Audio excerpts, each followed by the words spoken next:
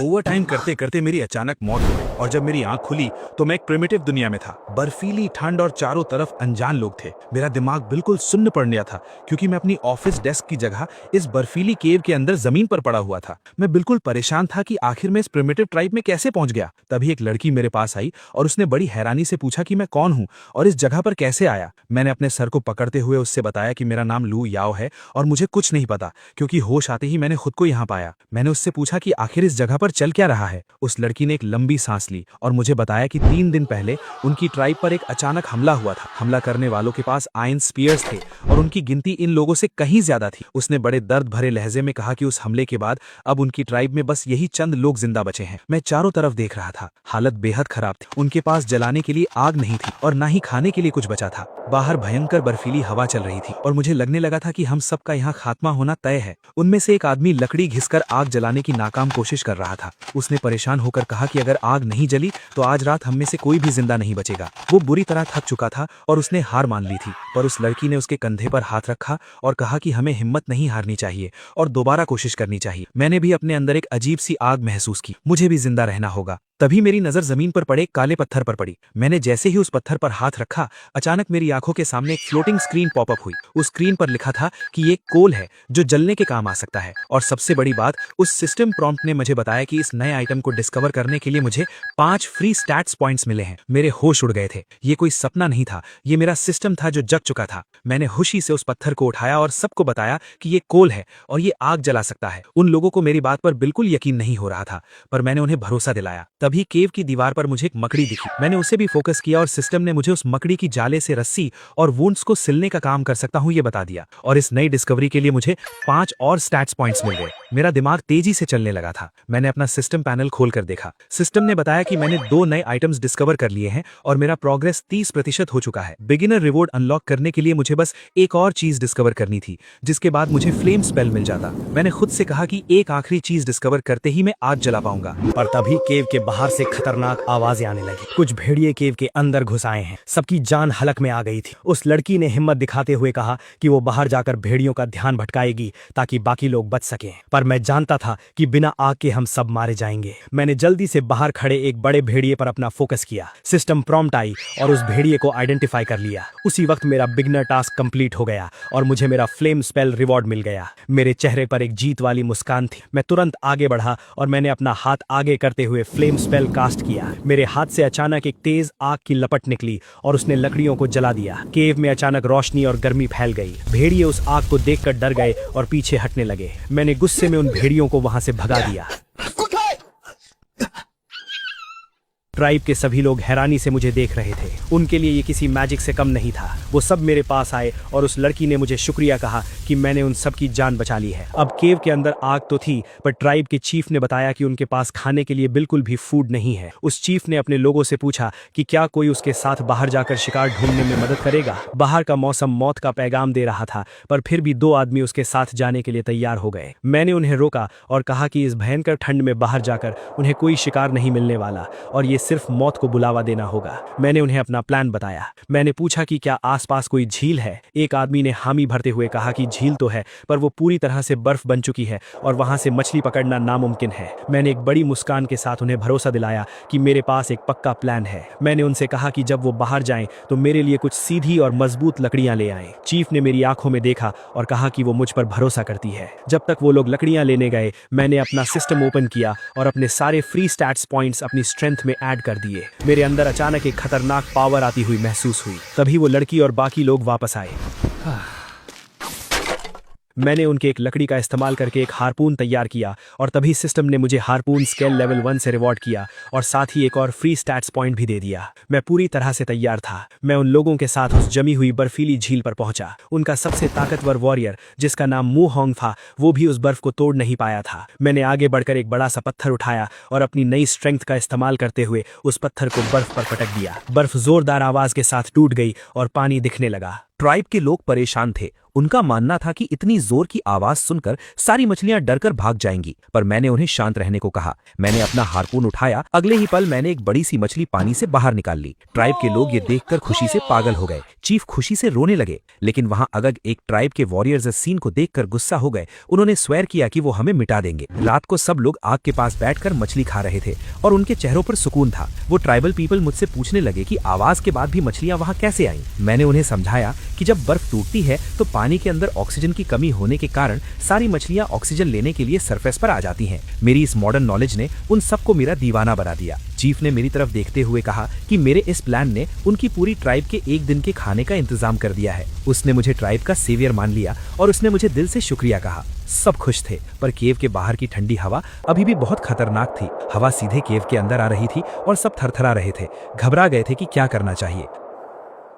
मैंने खड़े होकर ऐलान किया कि मेरे पास इसका भी इलाज है। हम इस केव के लिए एक डोर बनाएंगे। उन लोगों ने अपनी जिंदगी में कभी डोर जैसी कोई चीज देखी ही नहीं थी। मैंने कहा कि जब मैं इसे बनाऊंगा तब तुम लोग ऑटोमेटिकली समझ जाओगे। मैंने सिस्टम विंडो में प्लान देखा। फिर मैंने मूहोंग को कुछ और लोगों के साथ लकड़ियां काटने के लिए ऑर्डर दिया। जब वो लोग ढेर सारी लकड़ियां लेकर आ गए तो मैंने अपना काम स्टार्ट किया। मैं बता नहीं सकता कि सिस्टम की ऑटो क्राफ्टिंग एबिलिटी कितनी ओपी थी। मेरी आंखों के सामने मेरे हाथ मैजिकली मूव कर रहे थे और बस कुछ ही मिनटों में लकड़ियों और बेलों को जोड़कर मैंने एक मजबूत दरवाजा तैयार कर लिया था। हम सब ने मिलकर उस भारी दरवाजे को गुफा के एंट्रेंस पर फिट कर दिया और अगले ही मोमेंट मिरेकल हो गया। बाहर की ठंडी हवा गुफा के अंदर आना पूरी तरह से ब्लॉक हो गई थी। गुफा के अंदर अचानक से रूम हीटर जैसी फीलिंग आने लगी। ट्राइब के लोग लिटरली खुशी से झूम उठे और बार बार कहने लगे कि ठंड चली गई है। उनके लिए मेरा बनाया हुआ ये दरवाजा किसी जादुई आइटम से कम नहीं था। सिस्टम ने मुझे इस नई आइटम को क्रिएट करने पर 5 स्टैट्स पॉइंट्स और रिवॉर्ड कर दिए थे। मैं मन ही मन सोच रहा था कि चाहे मैं इस प्रिमिटिव एरा में फंस गया हूं, पर मेरा ये चीटिंग सिस्टम मुझे पहले से भी कहीं ज्यादा डेंजरस और एक्साइटिंग लाइफ देने वाला है। पर लगता है हमारी किस्मत सच में खराब थी। बाहर से अचानक से बहुत सारी भेड़ियों की आवाजें आने लगी। हमने जो सोचा था वही हुआ। बर्फीले भेड़ियों का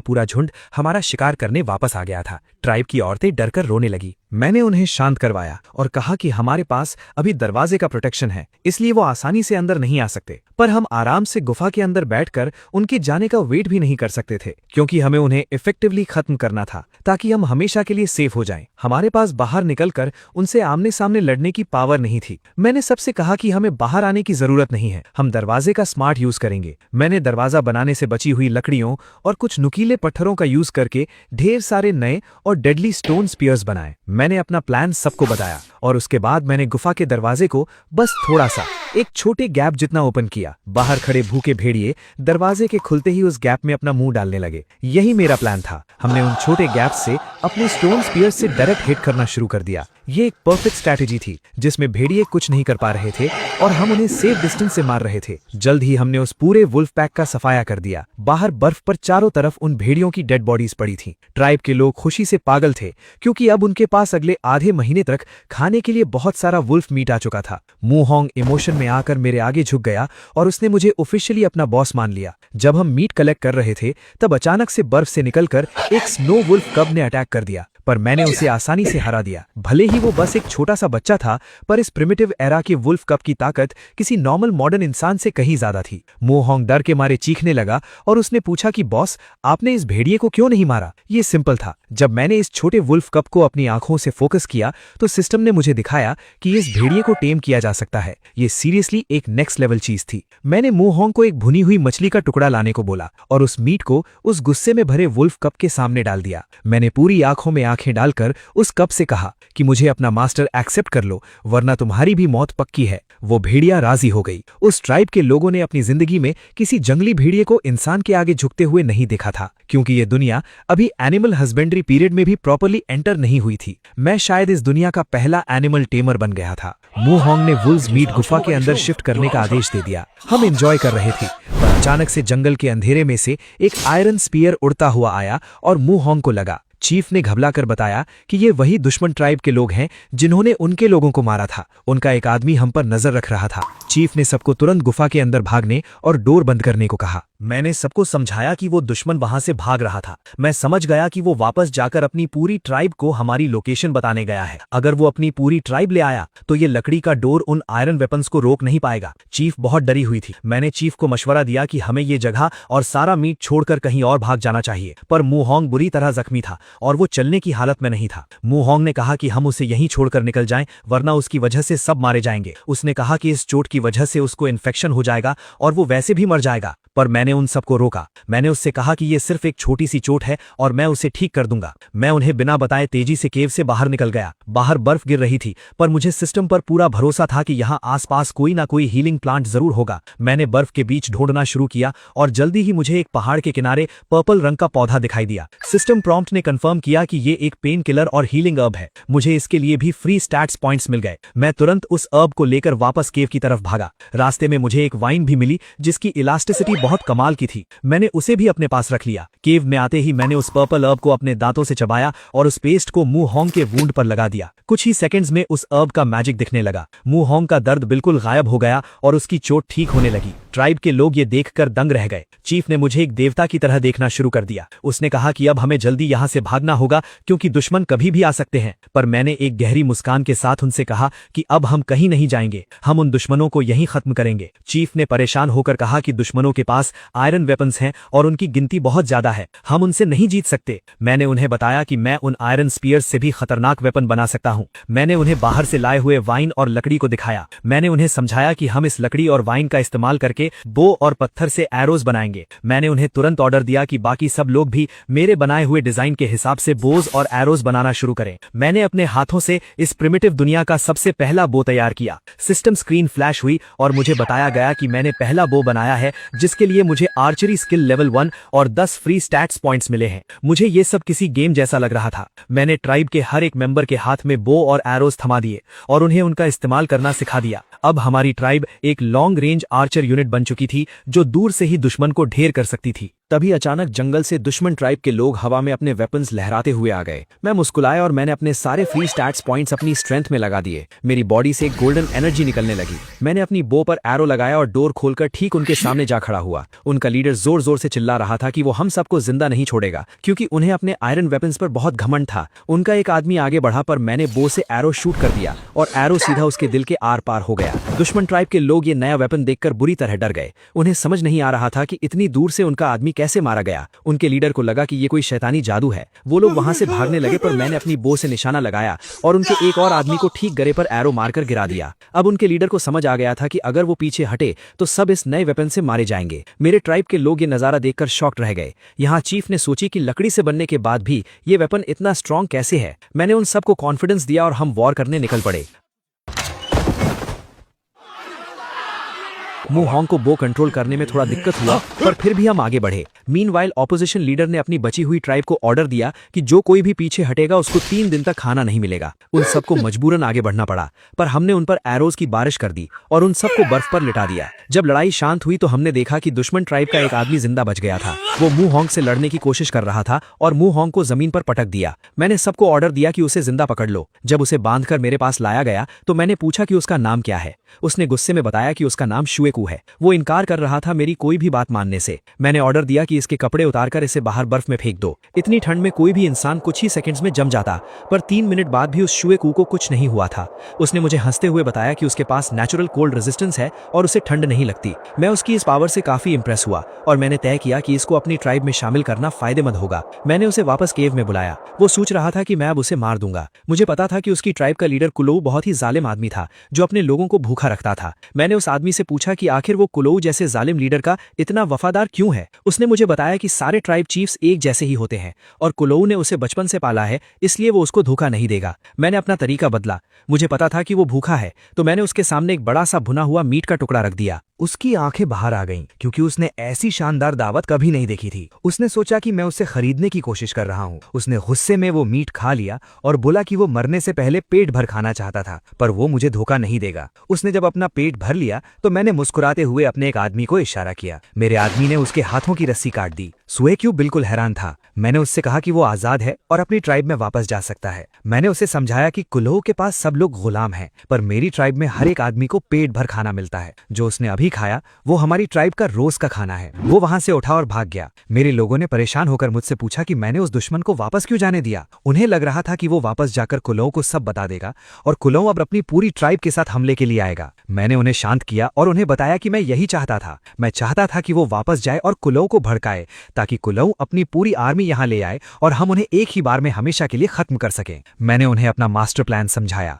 मैंने उन्हें सिखाया कि कैसे पेड़ों और रस्सियों का इस्तेमाल करके ट्रैप बनाए जाते हैं। हमने मिलकर केव के बाहर पूरे जंगल में बर्फ के नीचे ऐसे हिडन ट्रैप्स बिछा दिए। मेरा प्लान सिंपल था, दुश्मन अंधेरे में आएगा और सीधा उन ट्रैप्स में फंस जाएगा। मीनवाइल स्वेक्यू माउंटेन वुल्फ ट्राइब वापस गया और चीफ को सब कुछ बता दिया। चीफ गुस्सा होकर हमला करने ही आ रहे थे कि स्वेक्यू ने कहा कि हमसे दुश्मनी ना किया जाए तो अच्छा होगा, लेकिन चीफ ने जोरदार पंच करके स्वेक्यू को बोला कि उसे न सिखाए कि क्या करना है, और वैसा ही हुआ जैसा मैंने सोचा था। रात के अंधेरे में दुश्मन चीफ कुल्लू अपनी पूरी फौज लेकर दबे पांव केव की तरफ बढ़ रहा था। उसे लग रहा था कि अंधेरे में हमारे बोझ बिल्कुल बेकार हो जाएंगे और वो आराम से हम पर कब्जा कर लेगा, पर मेरे पेट वुल्फ शाओबाई ने दूर से ही उनकी सेंट पकड़ ली और मुझे आगाह कर दिया। जब कुल्लू के लोग केव के करीब पहुंचे तो उनका पैर हमारे बिछाए हुए ट्रैप्स पर पड़ गया। अचानक रस्सियां खींची और एक के बाद एक सारे दुश्मन हवा में उल्टे लटक गए। कुल्लू का बिल्कुल दिमाग खराब हो गया था। उसे लगा कि ये जंगल किसी भूत प्रेत के कब्जे में है। धीरे धीरे सारे दुश्मन ट्रैप्स पर पड़ गए। तभी हम सब अपने हाथों में टॉर्चेस और बोझ लेकर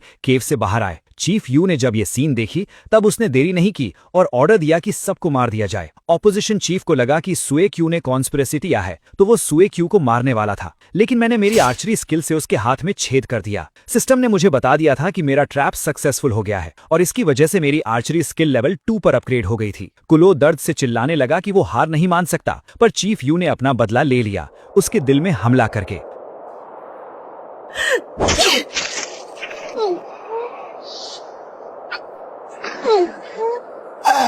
चीफ ने मुझे ट्राइब की जीत की बधाई दी और अपना सेवियर मानते हुए मुझ पर पूरा विश्वास जताया। हमने डिसाइड किया कि हम सीधा चलकर माउंटेन वुल्फ ट्राइब के रिसोर्सेज पर कब्जा कर लेंगे। रात भर में हमने दुश्मन की पूरी ट्राइब को खत्म कर दिया था। अगली सुबह मेरी ट्राइब के लोग खुशी से जश्न मना रहे थे। हमने कुल्लू की सेटलमेंट पर पूरा कब्जा कर लिया था। वहां आरामदायक गर्मा गर्म झोपड़ियां थीं और हम सबको केव की उस बर्फीली जमीन से छुटकारा मिल गया था। चीफ मेरे पास आई और उसने मुझे बताया कि उसने कल रात वाले बचे हुए सभी दुश्मनों को जिंदा पकड़ लिया है। मोहोंग ने गुस्से में कहा कि इन लोगों ने हमारी ट्राइब के मासूम लोगों को मारा था, इसलिए इन सबको मौत की सजा मिलनी चाहिए। मोहोंग ने अपना वेपन उठा लिया था उन दुश्मनों को मारने के लिए, पर चीफ ने तुरंत आगे बढ़कर मोहोंग को रुकने का ऑर्डर दिया। चीफ ने मुझसे पूछा कि अब क्या किया जाए। मैंने उसे समझाया कि इस प्रिमिटिव टाइम में ह्यूमन पावर की कीमत क्या होती है। मैंने उन दुश्मनों की तरफ इशारा करते हुए चीफ को बताया कि ये लोग हमारे लिए दुश्मन नहीं हैं, बल्कि ये हमारी वो फ्री लेबर हैं जो आगे चलकर हमारे नए एम्पायर को बनाने में दिन रात मजदूरी करेंगे। मैं इनकी जान बख्श दूंगा, पर उसके बदले में ये जिंदगी भर हमारे गुलाम बनकर रहेंगे।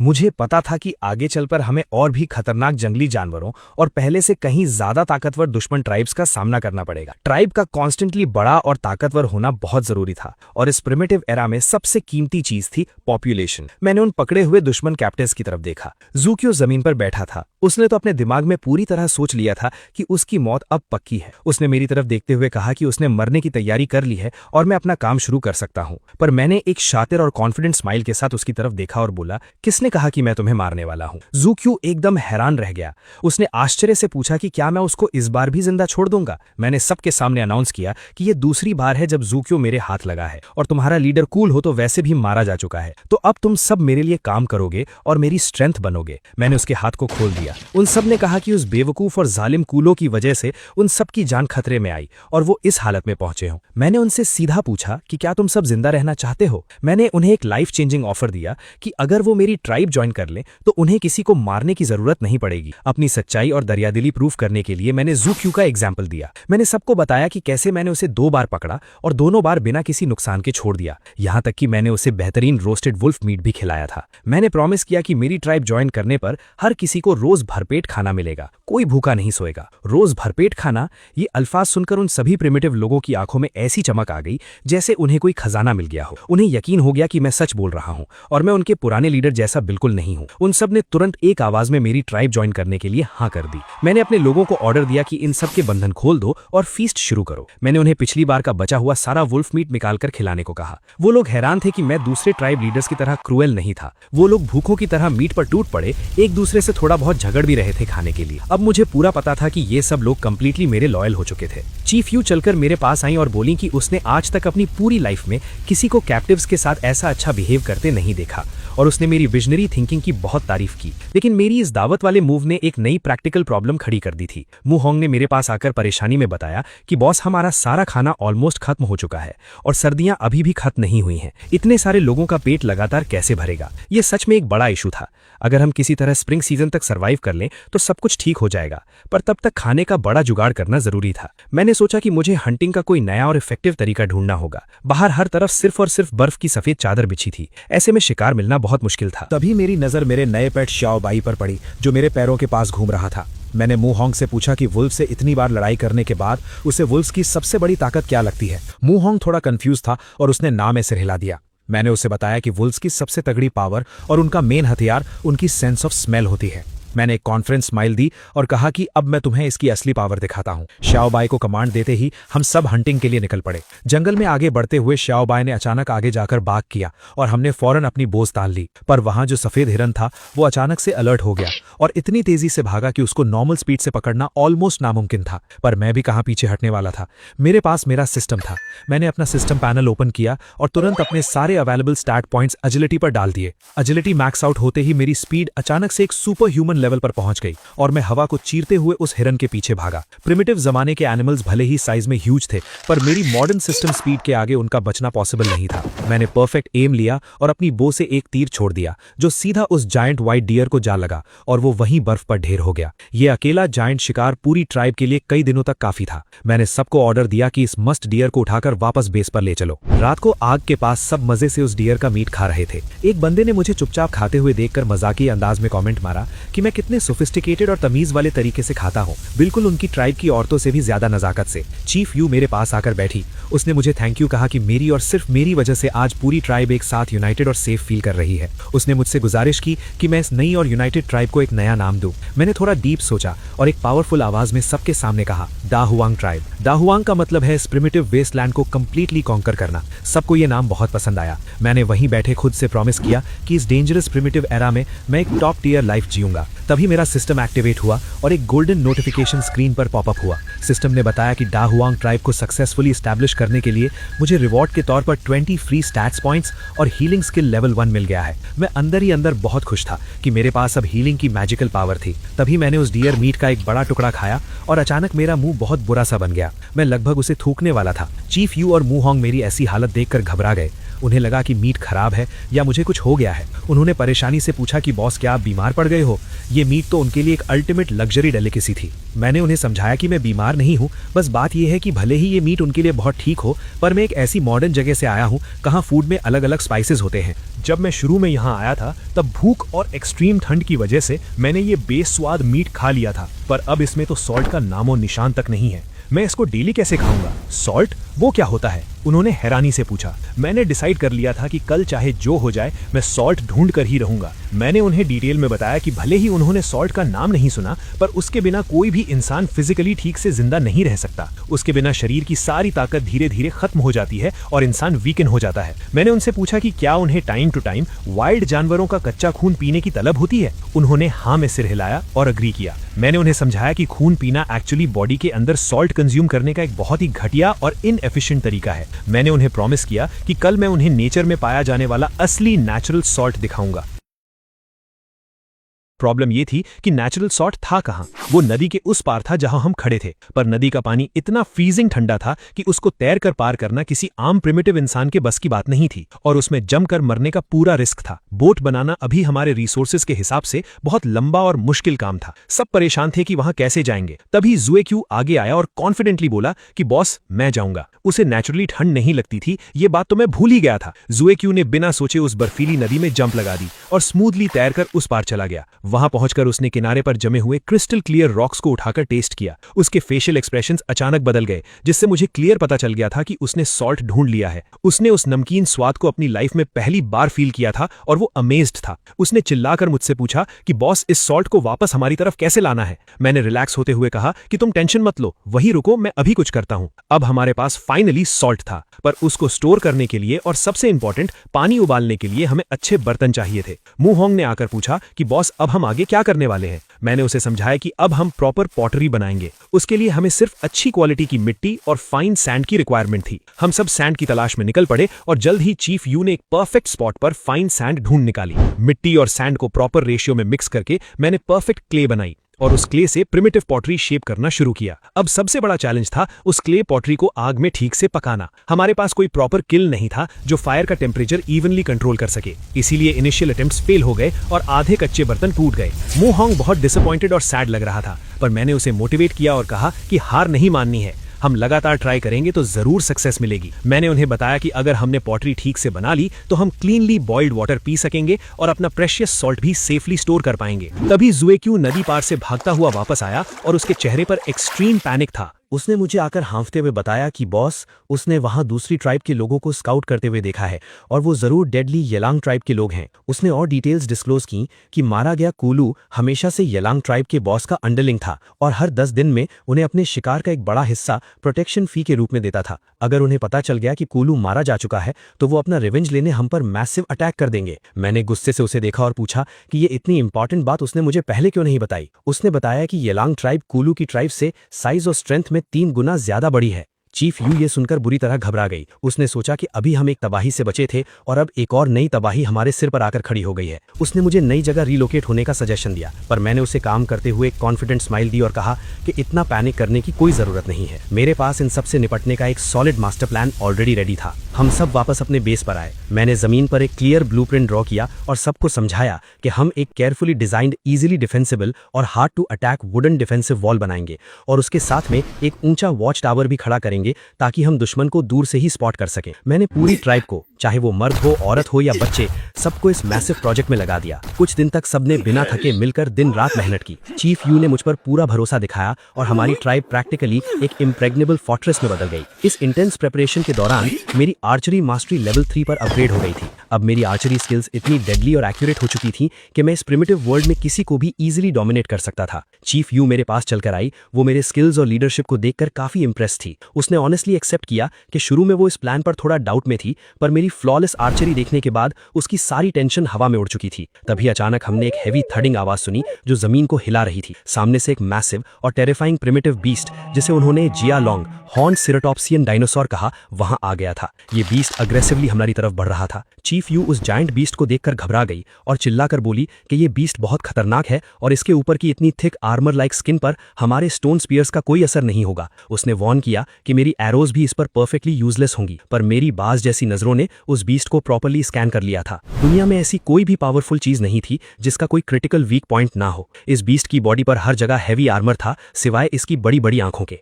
चीफ यू अभी भी चिल्ला रही थी कि वहां इतनी छोटी जगह एम करना नामुमकिन है, पर मैं तो आर्चरी लेवल 3 का मास्टर था। मैंने पीसफुली अपनी बो को उठाया, स्ट्रिंग को अपनी फुल पावर से पुल किया और एक एरो स्ट्रेट हवा को चीरते हुए उस बीस्ट की आंख के अंदर डाल दिया। बीस्ट दर्द से बुरी तरह चिल्लाता हुआ वहीं बर्फ पर गिरकर मर गया। दूर पेड़ों के पीछे से येलैंग ट्राइब के कुछ स्काउट्स छुपकर ये सब देख रहे थे। उनका लीडर कंप्लीटली हैरान था कि ऐसा जायंट आर्मर प्लेटेड बीस्ट किसी ने अकेले सिर्फ एक एरो से कैसे मार दिया। उन्हें सडनली रियलाइज हुआ कि ये जगह तो कूलू की टेरिटरी थी, पर मैं उनके लिए बिल्कुल अनजान था। फिर उनकी तीखी नजर चीफ यू पर पड़ी। उन्होंने तुरंत डिडक्शन लगाया कि कूलू जरूर इस नई फैक्शन द्वारा मारा गया है। ये रैन लीडर की आंखों में हवस और एक्सट्रीम गुस्सा दोनों साफ थे। उसने डिसाइड किया कि वो हमारी इस छोटी सी ट्राइब को पूरी तरह क्रश कर देगा, कूलू का बदला लेगा और चीफ यू को अपने लिए जबरदस्ती उठा लेगा। उन्होंने वहां से चुपके से निकलकर अपनी बड़ी आर्मी को प्लान करके लाने का डिसाइड किया। वापस बेस पर मू होंग खुशी से जोर जोर से उछल रहा था। उसने फाइनली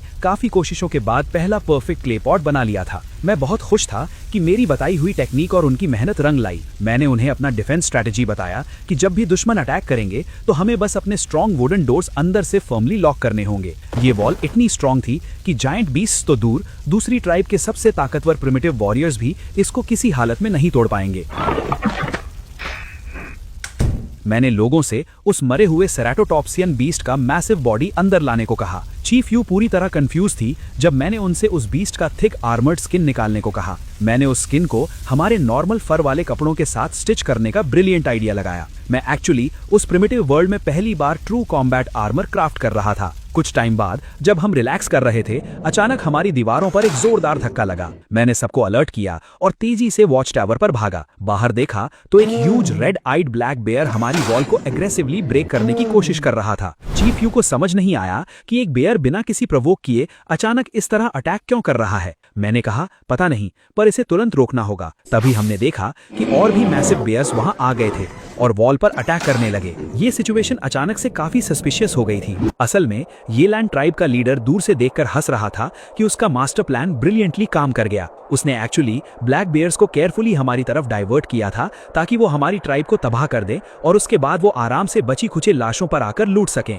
पर मैं उन सबसे बहुत ज्यादा स्मार्ट था। मैंने अपनी आर्चर टीम को एरोस फायर करने का ऑर्डर दिया और देखते ही देखते हमने वॉल के ऊपर से उन सभी बेयर्स को स्मूथली मार गिराया। मैंने वॉल से नीचे जाकर उन बेयर्स की बॉडी चेक की तो मुझे वहां ग्राउंड पर फ्रेंजी बेरीज गिरी हुई मिली। मुझे इंस्टेंटली समझ आ गया कि बेयर्स क्रेजी क्यों थे। उन बेयर्स ने ये बेरीज खाई थी। चीफ यू ने मुझे फिर से प्रॉफिट कहा क्योंकि मुझे इस प्रिमिटिव दुनिया की वेजिटेशन और वाइल्ड लाइफ की इतनी डीप नॉलेज थी। मैंने उसको सच्चाई बताई कि ये बेरीज एक्चुअली बहुत ऊंचे पेड़ों पर उगती हैं। बेयर्स उन्हें खुद जंप करके नहीं तोड़ सकते। इसका सीधा सा मतलब था कि किसी इंसान ने क्लेवरली ये बेयर्स पर यूज किया था ताकि वो ब्लाइंडली हम पर अटैक करें। ये कंप्लीटली ये लैंग ट्राइब की मूवमेंट थी। ये लैंग लीडर दूर से पेड़ों के पीछे शॉक में था कि उसकी बेयर आर्मी हमारी सॉलिड वॉल के आगे मिजरेबली फेल हो गई। बेयर्स के मरने के बाद उसने फ्रस्ट्रेशन और गुस्से में अपनी आर्मी को डायरेक्ट अटैक करने का ऑर्डर दे दिया। हमारी वॉल्स एनिमल से तो बचा सकती थी, पर जब उनकी प्रिमिटिव आर्मी ने हम पर फ्लेमिंग एरोज और हैवी भाले फेंकने शुरू किए तो सिचुएशन बहुत टेंस हो गई। लड़ाई के इंटेंस केओस के दौरान एक भाला हवा में उड़ता हुआ आया और चीफ यू के पेट में लग गया। वो दर्द से चीखती हुई खून से लथपथ जमीन पर गिर गई। मैं अपना बो छोड़कर तुरंत उसके पास भागा।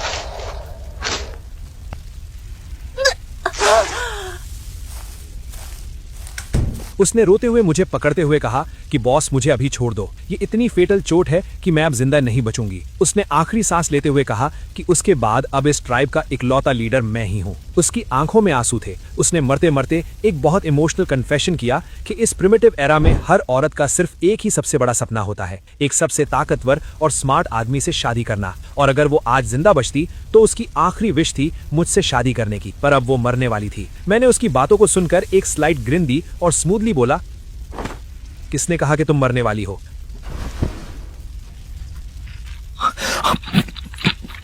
मैंने अपना सिस्टम इंटरफेस ट्रिगर किया और newly acquired healing skill activate की। मेरे हाथों से एक वार्म ग्रीन लाइट निकली और चीफ यू के फेटल वुंड पर पड़ने लगी। देखते ही देखते मैजिक की तरह उसकी फेटल ब्लीडिंग टोटली रुक गई और वुंड सील होने लगा। वो शॉक में थी कि ये कैसा डिवाइन चमत्कार था। उसने मुझे लिटरली एक आसमानी भगवान मान लिया था। मैंने उसे प्यार से डांटते हुए कहा कि चुपचाप लेटी रहो। मेरा लेवल 1 हीलिंग स्किल अभी इस डीप वुंड को पूरा ठीक नहीं कर पाएगा। मुझे अभी इसको ठीक से बैंडेज करना होगा। मैं उसके काफी पास झुका और थोड़ा फ्लर्ट करते हुए बोला कि वैसे तुमने जो अभी शादी वाला कन्फेस किया था वो सच में सीरियस था क्या? तभी मू होंग चिल्लाता हुआ मेरे पास आया कि बॉस, बाहर सिचुएशन बहुत खराब हो रही है। ये लैंग ट्राइब का वो लीडर जिसका चेहरा स्कार से भरा था, स्कार फेस, बहुत ताकतवर और ब्रूटल था। मू होंग और शुई क्यू दोनों मिलकर भी उसको हरा नहीं पा रहे थे और वो हमारी लाइंस ब्रेक कर रहा था। चीफ यू को प्रॉपरली रेस्ट करने बोलकर मैं तुरंत वॉच टावर से नीचे गया।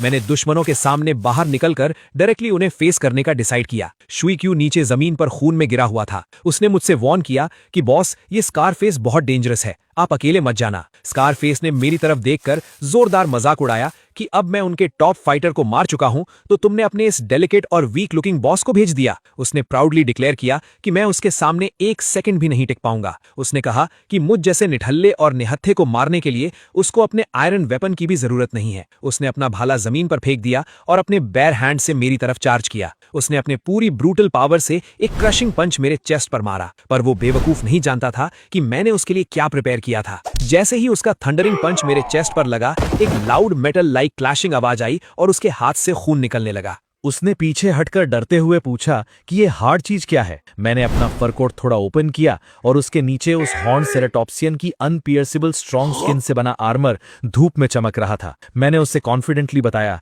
कि ये है विजडम, जो मेरे और तुम्हारे बीच का सबसे बड़ा और मेन डिफरेंस है, और इसके अलावा मैं थोड़ी बहुत डेडली मार्शल आर्ट्स भी जानता हूं। मैंने उसकी तरफ घूर कर देखा और उस पर एक ही लाइटनिंग फास्ट प्रिसाइज स्ट्राइक करके उसको वहीं न्यूट्रलाइज कर दिया। हमारी आर्म्ड पार्टी निकल पड़ी येलांग ट्राइब को पूरी तरह से वाइप आउट करने। रास्ते में हमें बर्फ में पड़ी हुई एक मैसिव और टेरिफाइंग सेबर टूथ टाइगर मिली। वो बुरी तरह से घायल थी और उसके बॉडी में ढेर सारे स्पीयर्स लगे हुए थे। सिस्टम ने स्कैन करके शो किया कि इसकी कंडीशन हैवी वुंड है, पर सबसे इंटरेस्टिंग बात ये थी कि ये टेमेबल है। मेरे साथी उस जायंट टाइगर को देखकर डर गए कि बॉस ये एक वाइल्ड एपेक्स बीस्ट है और इंसानों से इंटेंसली नफरत करता है, क्योंकि इसी येलांग ट्राइब के हंटर्स ने इसको हंट करने की कोशिश की थी। मुहोंग ने कहा कि वाइल्ड बीस्ट्स कभी इंसान की फीलिंग और मर्सी नहीं समझते, पर मैंने कहा कि मैं इस बीस्ट को अपने सिस्टम से हील करूंगा और ट्रस्ट जीतूंगा। मैंने अपने हाथ आगे किए और उस पर अपनी हीलिंग स्किल यूज की। हीलिंग कंप्लीटली यूज करते ही मेरा स्किल लेवल 2 पर अपग्रेड हो गया और वो जायंट टाइगर कुछ ही सेकंड्स में पूरी तरह हील हो गया। सब फियर और शॉक में थे। तभी शाओबाई भागकर आगे आया और अपनी वुल्फ लैंग्वेज में उस टाइगर से सॉफ्टली कम्युनिकेट करने लगा। उसने इफेक्टिवली उसे बता दिया कि मैंने उसकी जान बचाई है और मैं एक वर्दी मास्टर हूं। वो फियर्स सेबर टूथ टाइगर धीरे से मेरे सामने बो डाउन हो गया। मैंने एक giant prehistoric sabre tooth tiger को सक्सेसफुली अपना कॉम्बैट राइड बना लिया था। मैंने मुहोंग और शिएक्यू को ऑर्डर दिया कि तुम लोग आगे जाओ और येलांग ट्राइब वालों को स्मूथली सरेंडर करने का आखिरी अल्टीमेटम दो। अगर वो बात ना माने तो जब मैं आऊंगा तब किसी पर कोई रहम नहीं करूंगा। उन दोनों ने जाकर ट्राइब के सामने सरेंडर प्रपोजल रखा, पर वो एरोगेंट प्रिमिटिव वॉरियर्स थे। वो ऐसे बिना लड़े हार कहाँ मानने वाले थे। उन्होंने चिल्लाकर रिफ्यूज कर दिया कि उनका ट्राइब सिर्फ और सिर्फ रॉ स्ट्रेंथ को पूछता है और हमें उन्हें कॉम्बैट में हराकर दिखाना पड़ेगा, वरना वो नहीं झुकेंगे। तभी मैं अपने नए सेबर टूथ टाइगर को राइड करता हुआ प्योर अल्टीमेट स्वैग और डोमिनेंट ऑरा के साथ उनके कैंप में एंटर हुआ। एक giant pre historic apex beast को एक इंसान के इशारे पर नचाते हुए देखकर उन सब की आंखें डर के मारे बाहर आ गईं। एक सेकंड पहले जो वॉरियर सरेंडर ना करने की बड़ी बड़ी कस्में खा रहे थे, वो मेरी ये सुप्रीम पावर देखकर तुरंत मेरे आगे घुटनों पर गिर गए। उन्होंने बिना किसी कंडीशन के अपनी डिफीट एक्सेप्ट कर ली और मेरी टीम में लॉयल होकर शामिल हो गए। वापस बेस आने पर सब लोग बहुत जश्न मना रहे थे। क्ले पॉट्स आग पर रखे थे जिनमें गर्म पानी उबल रहा था और फ्रेशली रोस्टेड मीट पर नया लाया हुआ सॉल्ट लगा हुआ था। खाने का टेस्ट अब एक अलग ही नेक्स्ट लेवल पर पहुंच चुका था। चीफ यू ने मुझे देखकर एक वार्म स्माइल की और बोली कि बॉस, आपकी लीडरशिप की वजह से हमने जो सपने में भी नहीं सोचा था वो मिरेकल हो गया। हमारी ट्राइब इतनी बड़ी हो चुकी है और ऐसा लग्जेरियस सिविलाइज्ड लाइफस्टाइल जी रही है, ये सब आपकी मेहरबानी है। मैंने एक कॉन्फिडेंट और डिटर्मिन्ड लुक के साथ कहा कि ये तो बस हमारी शुरुआत है। तभी अचानक मेरे सामने एक ग्लोइंग गोल्डन इंटरफेस फ्लैश हुआ। सिस्टम ने बताया कि मेरी ट्राइब एक सिग्निफिकेंटली लार्ज स्केल पर एक्सपैंड हो चुकी है। इस मॉन्यूमेंटल अचीवमेंट पर मुझे एक god tier unique divine power realm of the leader level 1 मिली है। इस पावर का इफेक्ट ये था कि मेरी ट्राइब की टेरिटरी के अंदर मौजूद हर एक लॉयल इंसान को इंस्टेंटली +5 स्ट्रेंथ, +5 एजिलिटी, +5 कॉन्स्टिट्यूशन और +5 स्पिरिट के मैसिव पैसिव बफ्स मिलेंगे। मेरा दिमाग इस पावर स्केल को देखकर पूरी तरह ब्लास्ट हो गया था। ये एक pure overpowered god level zone buff था जो हमारी आर्मी को इनविंसिबल बना देगा। चीफ यू मेरी बातों का मतलब ठीक से समझ नहीं पाई और उसने मुझे एक कंफ्यूज्ड लुक दी। मैंने उसकी तरफ देखा और एक बैड एस स्माइल के साथ कहा कि इसका सीधा सा मतलब यह है कि मेरी ट्राइब अब एक अलग हायर लेवल पर इवॉल्व हो रही है। हमारी टेरिटरी और स्ट्रेंथ इनफाइनाइटली एक्सपैंड होती रहेगी। मुझे पता है कि आगे और भी बहुत से अनप्रिडिक्टेबल चैलेंजेस आएंगे और पावरफुल प्रिमिटिव बीस्ट्स और ट्राइब्स मिलेंगे, पर हम फुल्ली प्रिपेयर्ड हैं। 1 महीना बीत चुका था और सर्दियां अब धीरे धीरे खत्म हो रही थीं। बर्फ पिघल रही थी और हर तरफ हरियाली छाने लगी थी। चीफ यू मेरे साथ मेरी सवारी मेरे सेबर टूथ टाइगर पर बैठी थी। हम अपने डाहुआंग ट्राइब के इलाके का मुआयना कर रहे थे। चीफ यू ने बहुत ही इज्जत और हैरानी के साथ मेरी तरफ देखा और कहा कि लुयाओ, मैं सच में तुम्हारी बहुत इज्जत करती हूँ। उसने मुझे बताया कि जैसे जैसे सर्दियां जा रही हैं, जंगली जानवर भी बढ़ रहे हैं, पर मेरी बनाई हुई उन मजबूत लकड़ी की दीवारों ने न सिर्फ दुश्मनों को बल्कि उन खूंखार जंगली जानवरों को भी हमारे बेस से दूर रखा हुआ है। उसने आगे कहा कि जैसे जैसे हमारी पॉपुलेशन बढ़ी थी, हमारे सामने खाने की बहुत बड़ी प्रॉब्लम आ खड़ी हुई थी, पर मेरे हंटिंग स्क्वाड बनाने के आइडिया ने सब कुछ बदल कर रख दिया। अब हमारे पास खाने की कोई कमी नहीं थी। मैंने मुस्कुराते हुए उसे जवाब दिया कि यह हंटिंग स्क्वाड सिर्फ शिकार करने के लिए नहीं है। ये स्क्वाड असल में हमारे लोगों की आर्चरी स्किल्स को तेज करने और हंटिंग स्वॉर्डमैनशिप को तेज करने के लिए एक बहुत बड़ा और इम्पॉर्टेंट तरीका है। मेरा अल्टीमेट गोल कुछ और ही था। मैं इस प्रिमिटिव दुनिया के लोगों को ट्रेन करके एक प्रोफेशनल आर्मी बनाना चाहता था जो किसी भी खतरे का डट कर सामना कर सके। तभी सामने से कुछ साथी भागते हुए हमारी तरफ आए। उसने दूर से ही चिल्लाते हुए कहा कि चीफ, लुयाओ बॉस, आगे कुछ गड़बड़ है। मैंने तुरंत अपने टाइगर को रोका और पूछा कि क्या कोई बहुत बड़ा शिकार है। उसने हाफते हुए बताया कि हमने किसी दूसरे ट्राइब के 2 स्काउट्स को पकड़ा है। मैं तभी निकल पड़ा। मैं थोड़ा हैरान हुआ कि इस इलाके में अभी भी कोई और ट्राइब बची हुई है। खतरे सच में कभी खत्म होने का नाम नहीं लेते। मुहोंग ने गुस्से में बताया कि बॉस, ये दोनों किसी दूसरे कबीले के स्काउट्स हैं और जैसे ही हमारी हंटिंग टीम ने इन्हें देखा, इन्होंने बिना कुछ सोचे समझे सीधे हमारे लोगों पर अपने थ्रोइंग स्पीयर्स से जानलेवा हमला कर दिया था। पर किस्मत अच्छी थी कि हमारे आदमियों के पास बॉस के बनाए हुए डेडली बोस थे, जिनकी वजह से उन्होंने दूर से ही इन दोनों को इजीली ओवरपावर कर लिया और जिंदा पकड़कर ले आए। मुहोंग ने परेशानी से कहा कि उसने इन दोनों से बहुत कुछ उगलवाने की कोशिश की, पर ये दोनों लिटरली कुछ भी बोलने को तैयार नहीं है। मैंने उन दोनों कैदियों की तरफ देखा। मैंने बहुत ही सख्त आवाज में उनसे पूछा कि वो लोग कहां से आए हैं और अगर उन्होंने सच नहीं बताया तो मैं उन्हें इसी वक्त खत्म कर दूंगा। उनके चेहरों पर लाल रंग का कोई अजीब सा पेंट लगा हुआ था और उनकी आंखों में खौफ की जगह एक बहुत ही अजीब सा एरोगेंस था। उनमें से एक आदमी ने कहा कि क्या मैं इस बस्ती का लीडर हूं। उसने बहुत ही घमंड से डिक्लेयर किया कि हम लोग मैमथ ट्राइब के वॉरियर्स हैं और कभी भी किसी के सामने नहीं झुकते। मैमथ ट्राइब का नाम सुनकर मेरा दिमाग सुन्न हो गया। मैंने नोटिस किया कि वो दोनों आदमी मेरे इतने बड़े सेबर टूथ टाइगर को देखकर भी बिल्कुल नहीं डरे थे। उस आदमी ने हंसते हुए कहा कि मैं एक टाइगर पर बैठकर खुद को बहुत बड़ा बॉस समझ रहा हूं, पर यह टाइगर उनके सामने कुछ भी नहीं है। उसने पूरे कॉन्फिडेंस के साथ कहा कि उनकी मैमथ ट्राइब इतनी ज्यादा ताकतवर है कि वो लोग लिटरली विशाल मैमथ्स को भी टेम करके उन पर सवारी करते हैं। उसने मुझे धमकी दी कि अगर मैंने उन्हें वापस नहीं जाने दिया तो उनके चीफ को पता चल जाएगा और फिर हमारी पूरी बस्ती को कुचलकर रख दिया जाएगा। ये इन्फॉर्मेशन सीरियसली माइंड ब्लोइंग थी। ये मैमथ ट्राइब हमारे पिछले सारे दुश्मनों से बिल्कुल अलग और कई गुना ज्यादा खतरनाक लेवल की लग रही थी।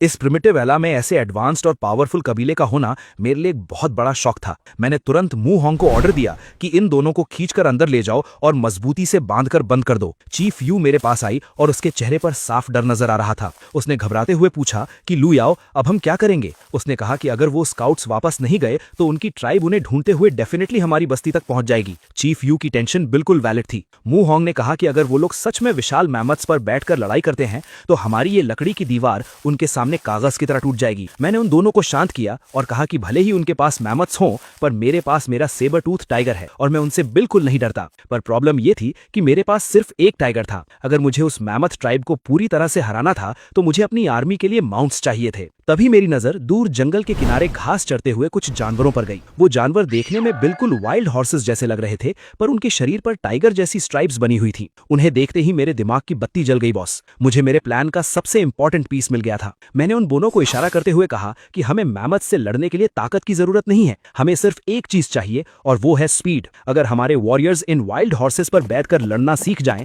तो हम स्पीड में उन भारी भरकम मैमथ्स को इजीली बीट कर देंगे। हजारों सालों की ह्यूमन हिस्ट्री गवाह है कि घोड़े हमेशा से इंसानों के सबसे बेहतरीन और लॉयल साथी रहे हैं। मैंने बिना कोई टाइम वेस्ट किए ऑर्डर दिया कि उन सभी वाइल्ड हॉर्सेस को कैप्चर करके बस्ती में लाया जाए और आज से ही हमारे सारे आदमी हॉर्स राइडिंग की प्रैक्टिस शुरू करेंगे। उस तरफ मैमथ ट्राइब के बेस में एक बहुत ही विशाल और खूंखार दिखने वाला आदमी एक ऊंचे सिंहासन पर बैठा था। उसके चेहरे पर भी वही लाल पेंट था। वो उनका लीडर था। उसके आदमियों ने उसे आकर रिपोर्ट दी कि उनके 2 स्काउट्स मिसिंग हैं और वापस नहीं आए हैं। उस लीडर ने गुस्से में ऑर्डर दिया कि एक मैमथ तैयार करो और जाकर पता लगाओ कि आखिर उन दोनों स्काउट्स के साथ क्या हुआ है। इधर हमारी बस्ती में मैंने सारे फिजिकली स्ट्रांग आदमियों को एक एक वाइल्ड हॉर्स दे दिया था, पर राइडिंग सीखना इतना ईजी नहीं था। वो बेचारे प्रिमिटिव लोग बार बार घोड़ों से जमीन पर गिर रहे थे। मैं उन्हें इंस्ट्रक्ट कर रहा था और उन्हें लगातार प्रैक्टिस करने के लिए फोर्स कर रहा था। तभी मैंने मूहोंग से पूछा कि तुम्हारी आर्चरी की प्रैक्टिस कैसी चल रही है। मूहोंग ने अपना सिर खुजाते हुए कहा कि बॉस, प्रॉब्लम आर्चरी की नहीं है। वो जब भी तीर चलाने के लिए बो स्ट्रिंग को पूरी ताकत से खींचता है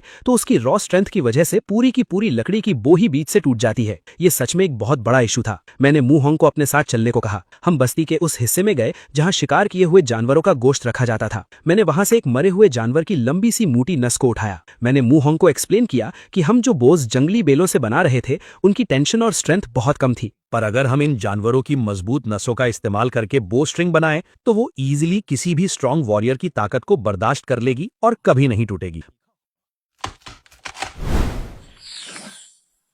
मैंने मूहोंग को तुरंत बस्ती की कुछ औरतों को बुलाने को कहा जो हाथ के काम में एक्सपर्ट थी, क्योंकि उनका अगला काम था स्ट्रांग बो बनाना। तभी बस्ती के बाहर से शुए क्यू चीखता हुआ भाग कर आया। उसने हाफते हुए कहा कि बॉस, बहुत बड़ी मुसीबत आ गई है। मैमथ ट्राइब के लोग हमारी बस्ती की तरफ आ रहे हैं और उनके साथ सच में एक बहुत बड़ा मैमथ है। मैं तो लिटरली इसी मौके का वेट कर रहा था ताकि मैं अपने नए अपग्रेडेड बोस का लाइव टेस्ट कर सकूं। मैंने तुरंत अपनी बो उठाई और अपने आदमियों के साथ बस्ती के बाहर उस खुले मैदान में पहुंच गया। सामने का नजारा देखकर सच में किसी के भी पसीने छूट जाते। एक बहुत ही विशाल और डरावना मैमथ जमीन को हिलाता हुआ हमारी तरफ आ रहा था। उसके ऊपर मैमथ ट्राइब के कुछ वॉरियर्स बैठे हुए थे। उन दुश्मनों ने हमें देखते ही चिल्लाकर पूछा कि क्या हम ही वो लोग हैं जिन्होंने उनके स्काउट्स को मारा है। मैंने पूरे कॉन्फिडेंस के साथ आगे बढ़कर कहा कि हाँ, वो हमने ही किया है और अब हम तुम बेवकूफों को भी यही मिट्टी में मिलाने वाले हैं। मेरी ये बात सुनकर वो दुश्मन गुस्से से पागल हो गए। उन्होंने कहा कि हम उनकी ताकत का अंदाजा नहीं लगा सकते और वो अपने उस जायंट मैमथ से हम सबको कुचल कर रख देंगे। वो मैमथ सच में किसी चलते फिरते पहाड़ जैसा लग रहा था।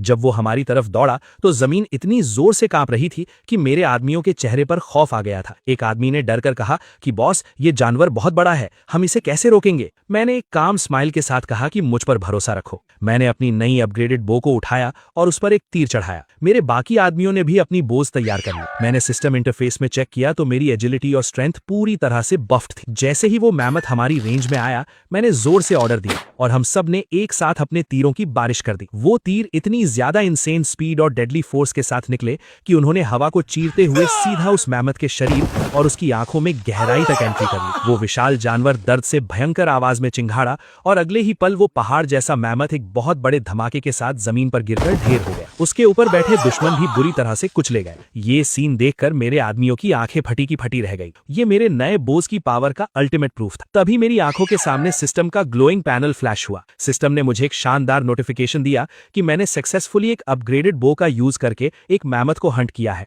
और इस अचीवमेंट के लिए सिस्टम ने मुझे पूरे 20 फ्री स्टैट्स पॉइंट्स का मैसिव रिवॉर्ड दिया। मैं अंदर से खुशी के मारे उछल रहा था। ये तो बस एक ट्रेलर था। मुझे पता था कि अगली बार मैमथ ट्राइब पूरी आर्मी के साथ आएगी और तब लड़ाई बहुत ही ज्यादा ब्रूटल होगी। मैंने अपने आदमियों को ऑर्डर दिया कि इस मरे हुए मैमथ का गोश्त और उसकी नुकीली भारी हड्डियां निकालकर बस्ती में ले चलो। ये हड्डियां हमारे वेपन्स को और भी ज्यादा डेडली बनाने के काम आएंगी। प्रॉब्लम ये थी कि मैमथ का गोश्त इतना ज्यादा भारी और ह्यूज था कि उसे उठाकर ले जाना प्रैक्टिकली इम्पॉसिबल था। मेरे आदमी परेशान थे कि इसे कैसे कैरी करें। मेरे मॉडर्न दिमाग ने तुरंत इसका भी सॉल्यूशन निकाल लिया। मैंने अपने आदमियों से कुछ लकड़ियां कटवाईं और सिस्टम की क्राफ्टिंग नॉलेज का यूज करके मैंने उस प्रिमिटिव दुनिया की सबसे पहली सिंपल वुडन कार्ट बना दिया। जैसे ही वो कार्ट तैयार हुई, सिस्टम ने फिर से फ्लैश होकर मुझे एक नई इन्वेंशन के लिए 5 फ्री स्टैट्स पॉइंट्स रिवॉर्ड कर दिए। मैं तो लिटरली पॉइंट्स की बारिश में नहा रहा था। जब हम वो भारी मैमथ का गोश्त कार्ट पर रखकर बस्ती में लाए तो सारे लोग खुशी से पागल होकर जोर जोर से चिल्लाने लगे। उनके लिए एक मैमथ को मारकर खाना किसी बहुत बड़े चमत्कार और फख्र की बात थी। रात को बस्ती के बीच में एक बहुत बड़ी आग जलाई गई और वो सारा गोश्त भुनने के लिए रख दिया गया। सब लोग उस गोश्त पर टूट पड़ना चाहते थे, पर मैंने उन्हें लाउड आवाज में रुकने को कहा। मैंने डिक्लेयर किया कि ये मैमथ का गोश्त कोई नॉर्मल खाना नहीं है। ये सिर्फ उन असली बहादुर वॉरियर्स को मिलेगा जिन्होंने खुद को साबित किया है। मूहोंग ने हैरानी से पूछा कि बॉस, आपके हिसाब से असली वॉरियर कौन है? मैंने कहा कि आज सिर्फ वो लोग ये गोश्त खाएंगे जिन्होंने हॉर्स राइडिंग को पूरी तरह से मास्टर कर लिया है। मेरी ये बात सुनकर बस्ती के 8 फिजिकली स्ट्रांग और फिट आदमी पूरे कॉन्फिडेंस के साथ आगे आए। उन्होंने कहा कि बॉस, हम घोड़ा चलाना सीख चुके हैं। वो सच में बहुत ही ज्यादा टैलेंटेड और फास्ट लर्नर्स थे। मैंने उन्हें शाबाशी दी और कहा कि आज से तुम 8 लोग मेरी ग्रेट वेस्टलैंड ट्राइब की एलीट स्काउट्स हो। घोड़ों की स्पीड के साथ अब तुम्हारी रेंज बहुत बढ़ गई है। मैंने उन 8 को 2-2 की टीम में डिवाइड किया और उन्हें मैप समझाते हुए ऑर्डर दिया कि कल सुबह होते ही तुम लोग ईस्ट, वेस्ट, नॉर्थ और साउथ चारों डायरेक्शंस में निकल जाओगे। तुम्हारा मिशन मैमथ ट्राइब के मेन बेस को ढूंढना है। मैंने स्ट्रिक्टली कहा कि तुम्हें उनसे लड़ना नहीं है, बस उनकी लोकेशन और एनवायरनमेंट की इन्फॉर्मेशन लेकर सूरज ढलने से पहले वापस आना है। हमें एनिमी को पूरी तरह से स्टडी करना था ताकि हम अपना अल्टीमेट अटैक प्लान कर सकें।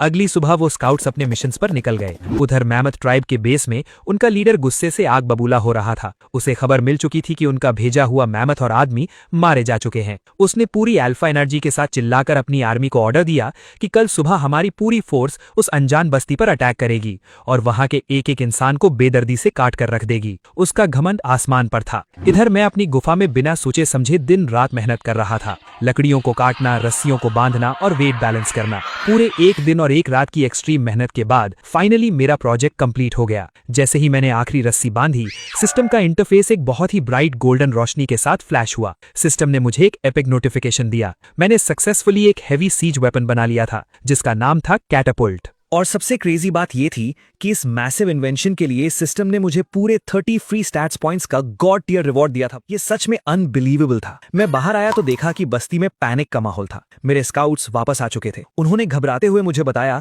कि मैमथ ट्राइब की पूरी आर्मी हमारे ऊपर हमला करने के लिए निकल चुकी है और वो लोग गिनती में 100 से भी ज्यादा हैं और उनके पास दर्जनों मैमथ्स हैं। चीफ यू और बाकी सब लोग बहुत ज्यादा डरे हुए थे। उनके हिसाब से 100 लोगों और इतने सारे मैमथ्स के सामने हमारी बस्ती बिल्कुल भी सर्वाइव नहीं कर सकती थी। मैंने मुस्कुराते हुए अपने आदमियों को ऑर्डर दिया कि मेरे उस नए वेपन को बाहर मैदान में खींच कर लाओ। जब वो विशाल वुडन ट्रेबुशे बाहर आया तो सब उसे देखकर हैरान रह गए। किसी को समझ नहीं आ रहा था कि ये लकड़ी का ढांचा क्या है। मैंने चीफ यू से कहा कि ये ट्रेबुशे हमारे दुश्मनों के मैमथ्स को दूर से ही कुचल कर रख देगा, पर मेरी नजर उन 8 स्काउट्स पर गई। मैंने नोटिस किया कि सूरज छुपने वाला था, पर ईस्ट डायरेक्शन में गए हुए 2 स्काउट्स अभी तक वापस नहीं आए थे। कुछ ही देर में वो दोनों भी बुरी हालत में भागते हुए वापस आ गए। उन्होंने आते ही मुझे माफी मांगते हुए कहा कि बॉस, हमें माफ कर दीजिए, हम लेट हो गए। मैंने उनसे पूछा कि क्या उन्हें ईस्ट डायरेक्शन में मैमथ ट्राइब का बेस मिला। उन्होंने उदास होकर कहा कि नहीं बॉस, हमें कोई एनिमी बेस नहीं मिला। उन्होंने बताया कि ईस्ट डायरेक्शन में आगे जाकर एक बहुत बड़ा दलदल है और उसके ठीक आगे एक बहुत ही गहरी खाई है। उन्होंने बताया कि उनके घोड़े उस दलदल की कीचड़ में बुरी तरह से फंस गए थे और उन्हें बाहर निकालने में उन्हें इतना टाइम लग गया। ये सुनकर मेरे दिमाग में इलेक्ट्रिसिटी सी दौड़ गई। उनके लिए ये एक यूजलेस इन्फॉर्मेशन थी, पर मेरे मॉडर्न गेमर दिमाग के लिए ये दलदल और खाई की लोकेशन किसी मास्टर स्ट्रोक से कम नहीं थी। मैंने एक बहुत ही खतरनाक स्माइल के साथ सबसे कहा कि ये दलदल हमारे लिए एक जैकपॉट है। अगर हमारे घोड़े उसमें फंस सकते हैं तो सोचो उन भारी भरकम मैमथ्स का उस कीचड़ में क्या हाल होगा। मैंने अपनी पूरी आर्मी को ऑर्डर दिया कि रात भर आराम करो, कल सुबह हम मैमथ ट्राइब का इंतजार नहीं करेंगे बल्कि हम खुद उन पर हमला करेंगे। अगली सुबह मैं अपने सेबर टूथ टाइगर पर और मेरी कैवलरी अपने वाइल्ड हॉर्सेस पर पूरी तरह से तैयार थी। चीफ यू मेरे साथ टाइगर पर बैठी थी। वो बहुत डरी हुई थी, पर मैंने उसे एश्योरेंस दिया कि जीत हमारी ही होगी। हम लोग उस ईस्ट डायरेक्शन वाले दलदल की तरफ बढ़े। मैंने अपने 2 सबसे फास्ट घुड़सवारों को बुलाया और उन्हें अपना प्लान समझाया। मैंने उनसे कहा कि तुम दोनों आगे जाओगे और मैमथ ट्राइब की आर्मी को ढूंढोगे। जैसे ही वो तुम्हें देखें, तुम्हें उनसे लड़ना नहीं है बल्कि उन्हें चिढ़ाते हुए भागना है और उन्हें सीधा इस दलदल की तरफ अट्रैक्ट करके लाना है। वो दोनों तुरंत अपने मिशन पर निकल गए। कुछ ही देर में जंगल के उस पार से हमें मैमथ ट्राइब की आर्मी आती हुई दिखाई दी। उनका लीडर सबसे आगे एक बहुत बड़े मैमथ पर बैठा था। मेरे दोनों स्काउट्स उनके आगे आगे अपने घोड़ों पर भाग रहे थे। मैमथ ट्राइब का लीडर हमारे घोड़ों की स्पीड देखकर पूरी तरह से फ्रस्ट्रेट हो रहा था। उसने चिल्लाकर अपने आदमियों से कहा कि ये जानवर भले ही फास्ट हैं, पर इनके पास हमारे मैमथ जैसी पावर नहीं है, इसलिए इन्हें लगातार चेस करो। वो बेवकूफ अपने घमंड में अंधे होकर सीधा मेरे बिछाए हुए जाल की तरफ आ रहे। मेरे दोनों स्काउट्स तेजी से उस दलदल वाले एरिया को पार करके सेफ जगह पर आ गए, पर मैमथ ट्राइब की भारी भरकम आर्मी जैसे ही उस दलदल वाले इलाके में घुसी, उनके जाइंट मैमथ्स के पैर उस गहरी कीचड़ में धंसने लगे। कुछ ही सेकंड्स में वो सारे मैमथ्स बुरी तरह से उस दलदल में फंसकर इमोबिलाइज हो गए। वो जितना हिलने की कोशिश करते वो उतना ही अंदर धंसते जाते। मैमथ ट्राइब का लीडर पूरी तरह से शॉक में था। उसे समझ नहीं आ रहा था कि अचानक से ये क्या हो गया। वो जोर जोर से चिल्ला रहा था कि ये कोई जादू है। तभी मैं अपने टाइगर पर बैठकर एक ऊंचे पहाड़ पर सामने आया। मैंने अपना हाथ उठाया और अपने आदमियों को ऑर्डर दिया कि ट्रेब्यूशे को फायर फायर करो। मेरे आदमियों ने उस जायंट कैटेपुल्ट की रस्सी काट दी और एक बहुत ही विशाल और भारी पत्थर हवा में उड़ता हुआ सीधा मैमथ ट्राइब की आर्मी के बीच में जाकर गिरा। उस पत्थर के इम्पैक्ट से वहां एक बहुत बड़ा धमाका हुआ और कई दुश्मन वहीं कुचले गए। मैमथ ट्राइब का लीडर ये तबाही देखकर लिटरली सदमे में चला गया था। उसे अपनी आंखों पर विश्वास नहीं हो रहा था कि आसमान से पत्थर कैसे गिर रहे हैं। मैंने बिना टाइम वेस्ट किए अपनी कैवलरी को ऑर्डर दिया कि दुश्मनों को पीछे से घेर लो। हमारे वॉरियर्स ने अपने अपग्रेडेड बोथ से दलदल में फंसे हुए दुश्मनों पर तीरों की बारिश शुरू कर दी। एनिमी आर्मी पूरी तरह से हेल्पलेस थी। उनका लीडर गुस्से में पागल होकर मेरे सामने आया और उसने मुझे चैलेंज किया। उसने कहा कि अगर मुझ में हिम्मत है तो मैं उससे 1-on-1 फाइट करूं। वो सच में एक बहुत बड़ा और मस्कुलर मॉन्स्टर था। मैंने अपने टाइगर से छलांग लगाई और सीधा उसके सामने लैंड किया। मैंने सिस्टम ओपन किया और अपनी एजिलिटी और स्ट्रेंथ को पूरी तरह से मैक्स आउट कर दिया। मैंने अपनी उस स्पेशल बोन आर्मर को पहना हुआ था जो मैंने हॉर्न्ड ड्रैगन की प्लेट से बनाई थी। उसने अपनी पूरी ताकत से अपने भारी हथियार से मुझ पर हमला किया, पर मेरी स्पीड इतनी ज्यादा इंसेन थी कि मैं इजीली उसके वार से बच गया। मैंने अपनी पूरी एनहांस्ड स्ट्रेंथ के साथ उसके चेहरे पर एक ऐसा जोरदार मुक्का मारा कि वो हवा में उड़ता हुआ सीधा उस कीचड़ में जा गिरा। एक ही मुक्के में हारते देखकर मैमथ ट्राइब के बचे हुए आदमियों की हिम्मत पूरी तरह से टूट गई। उन्होंने अपने हथियार फेंक दिए और जमीन पर घुटनों के बल बैठकर अपनी जान की भीख मांगने लगे। हमारी विक्ट्री एब्सोल्यूट और कंप्लीट थी। हम लोग जीत का जश्न मना ही रहे थे कि तभी अचानक उस दलदल से एक बहुत ही अजीब सी और गंदी स्मेल आने लगी। वहां का पानी उबलने लगा और हवा में एक पर्पल रंग का धुआं सा फैलने लगा। मैमथ ट्राइब के जो कैदी उस दलदल के पास जमीन पर बैठे थे वो अचानक से खांसने लगे। उनके मुंह से खून निकलने लगा और वो तड़प कर जमीन पर गिरने लगे। चीफ यू ने घबराकर बताया कि ये जहरीली गैस है जो इस दलदल से निकल रही है। उसने कहा कि हमें तुरंत यहां से भागना चाहिए वरना हम सब भी मारे जाएंगे। पर मैं उन कैदियों को ऐसे मरने नहीं दे सकता था। मुझे अपनी आर्मी को एक्सपैंड करने के लिए इन स्ट्रॉन्ग आदमियों की बहुत जरूरत थी। मैंने बिना अपनी जान की परवाह किए अपना फोकस उन मरते हुए कैदियों पर किया। मैंने तुरंत अपने दिमाग में हीलिंग स्पेल एक्टिवेट किया। सिस्टम नोटिफिकेशन फ्लैश हुई कि मेरा हीलिंग स्पेल लेवल 1 अब लेवल 2 पर अपग्रेड हो चुका है। मेरे दोनों हाथों से एक बहुत ही इंटेंस और ब्राइट हरे रंग की मैजिकल एनर्जी निकली और एक वेव की तरह उन सभी तड़पते हुए कैदियों के शरीर के अंदर चली गई। मैजिक का असर इंस्टेंटली हुआ। उनका खांसना बंद हो गया, उनके घाव भर गए और वो जहर के असर से पूरी तरह से बाहर आ गए। वो कैदी इस जादुई पावर को देखकर लिटरली मेरे आगे सजदे में गिर पड़े। उन्होंने रोते हुए कहा कि मैं कोई इंसान नहीं बल्कि खुद भगवान हूं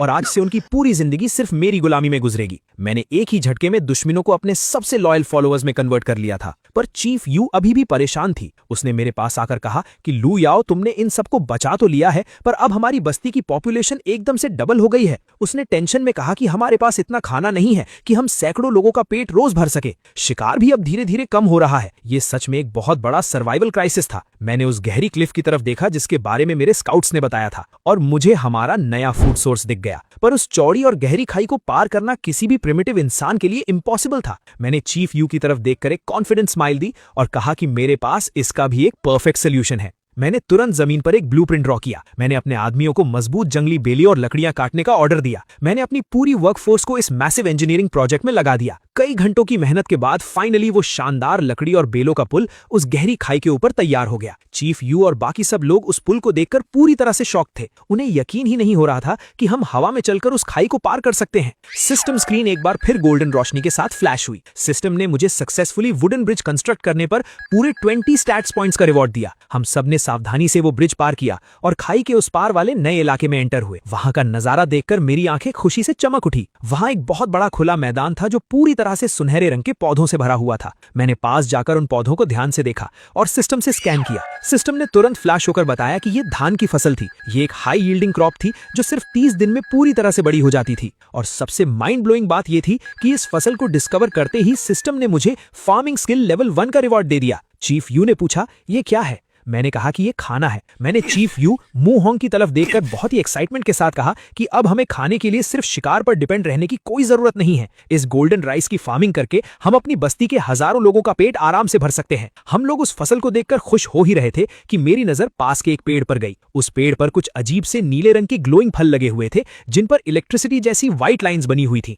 मैंने उसे स्कैन किया तो सिस्टम ने बताया कि ये प्यूरिफिकेशन फ्रूट है। इसका जूस किसी भी तरह के खतरनाक जहर को इंस्टेंटली न्यूट्रलाइज कर सकता था। ये लिटरली एक मैजिकल आइटम थी। मैंने जल्दी से वो फल तोड़कर अपने पास रख लिए। तभी अचानक पास की झाड़ियों से किसी के जोर जोर से रोने और मदद मांगने की आवाजें आने लगीं। हम सब तुरंत उस तरफ भागे। वहां एक बहुत ही अजीब सा सीन था। एक बूढ़ा आदमी जमीन पर बैठा बुरी तरह से रो रहा था। उसके पास ही एक औरत और एक छोटा बच्चा बेहोश पड़े थे और उनके शरीर नीले पड़ चुके थे। उस बूढ़े आदमी ने हमें देखते ही हाथ जोड़कर गिड़गिड़ाना शुरू कर दिया। उसने कहा कि वो किसी अनजान कबीले से है और उसकी पत्नी और बेटे को एक बहुत ही खतरनाक जहरीले सांप ने काट लिया है। उसने रोते हुए कहा कि उनका जहर पूरे शरीर में फैल चुका है और अब वो दोनों बचने वाले नहीं हैं। मैंने पूरे अल्फा कॉन्फिडेंस के साथ आगे बढ़कर कहा कि किसने कहा कि तुम्हारी पत्नी और बेटा मरने वाले हैं। मेरी बात सुनकर वो बूढ़ा आदमी पूरी तरह से हैरान रह गया। उसने कांपती हुई आवाज में मुझसे पूछा कि क्या सच में उन्हें बचाया जा सकता है। मैंने कहा कि इस दुनिया में ऐसी कोई प्रॉब्लम नहीं है जिसका सोल्यूशन मेरे पास ना हो। मैंने मुहोंग को ऑर्डर दिया कि जल्दी से एक मिट्टी का बर्तन लेकर आओ। मैंने उस नीले भल को अपने हाथ में कसकर पकड़ा और निचोड़ दिया। मैंने उस बर्तन को उठाया और उस बूढ़े आदमी के बेहोश पड़े हुए बेटे और उसकी पत्नी के मुंह में वो नीला जूस धीरे धीरे डाल दिया। जैसे ही वो मैजिकल जूस उन दोनों के गले से नीचे उतरा, उनके चेहरे और नसों का वो डरावना नीला रंग धीरे धीरे गायब होने लगा और उनकी स्किन का नॉर्मल कलर वापस आने लगा। उन दोनों की सांसें नॉर्मल होने लगी और उन दोनों ने आहिस्ता से अपनी आंखें खोल दी। जहर पूरी तरह से खत्म हो चुका था। उस बूढ़े आदमी की आंखों से आंसू बहने लगे और वो चिल्लाया कि जिंदा हो गए, सच में जिंदा हो गए। उसने कहा कि इस खतरनाक जहरीले सांप के काटने के बाद तो मौत पक्की होती है, पर मैंने उन्हें बचा लिया। उसने रोते हुए मुझे एक सच्चा प्रॉफिट और मसीहा मान लिया और मेरे आगे घुटनों पर गिर गया। मैंने एक बहुत ही काम टोन में सोचा कि ये प्यूरिफिकेशन फ्रूट सच में बहुत ही ज्यादा ओवरपावर्ड आइटम है। मैंने मन ही मन सोचा कि अगर ये फल इतने खतरनाक सांप के जहर को खत्म कर सकता है तो इसका मतलब है कि वो जो जहरीली गैस वाला दलदल था उसके शिकार हुए लोगों को भी इस फल से इजीली ट्रीट किया जा सकता है।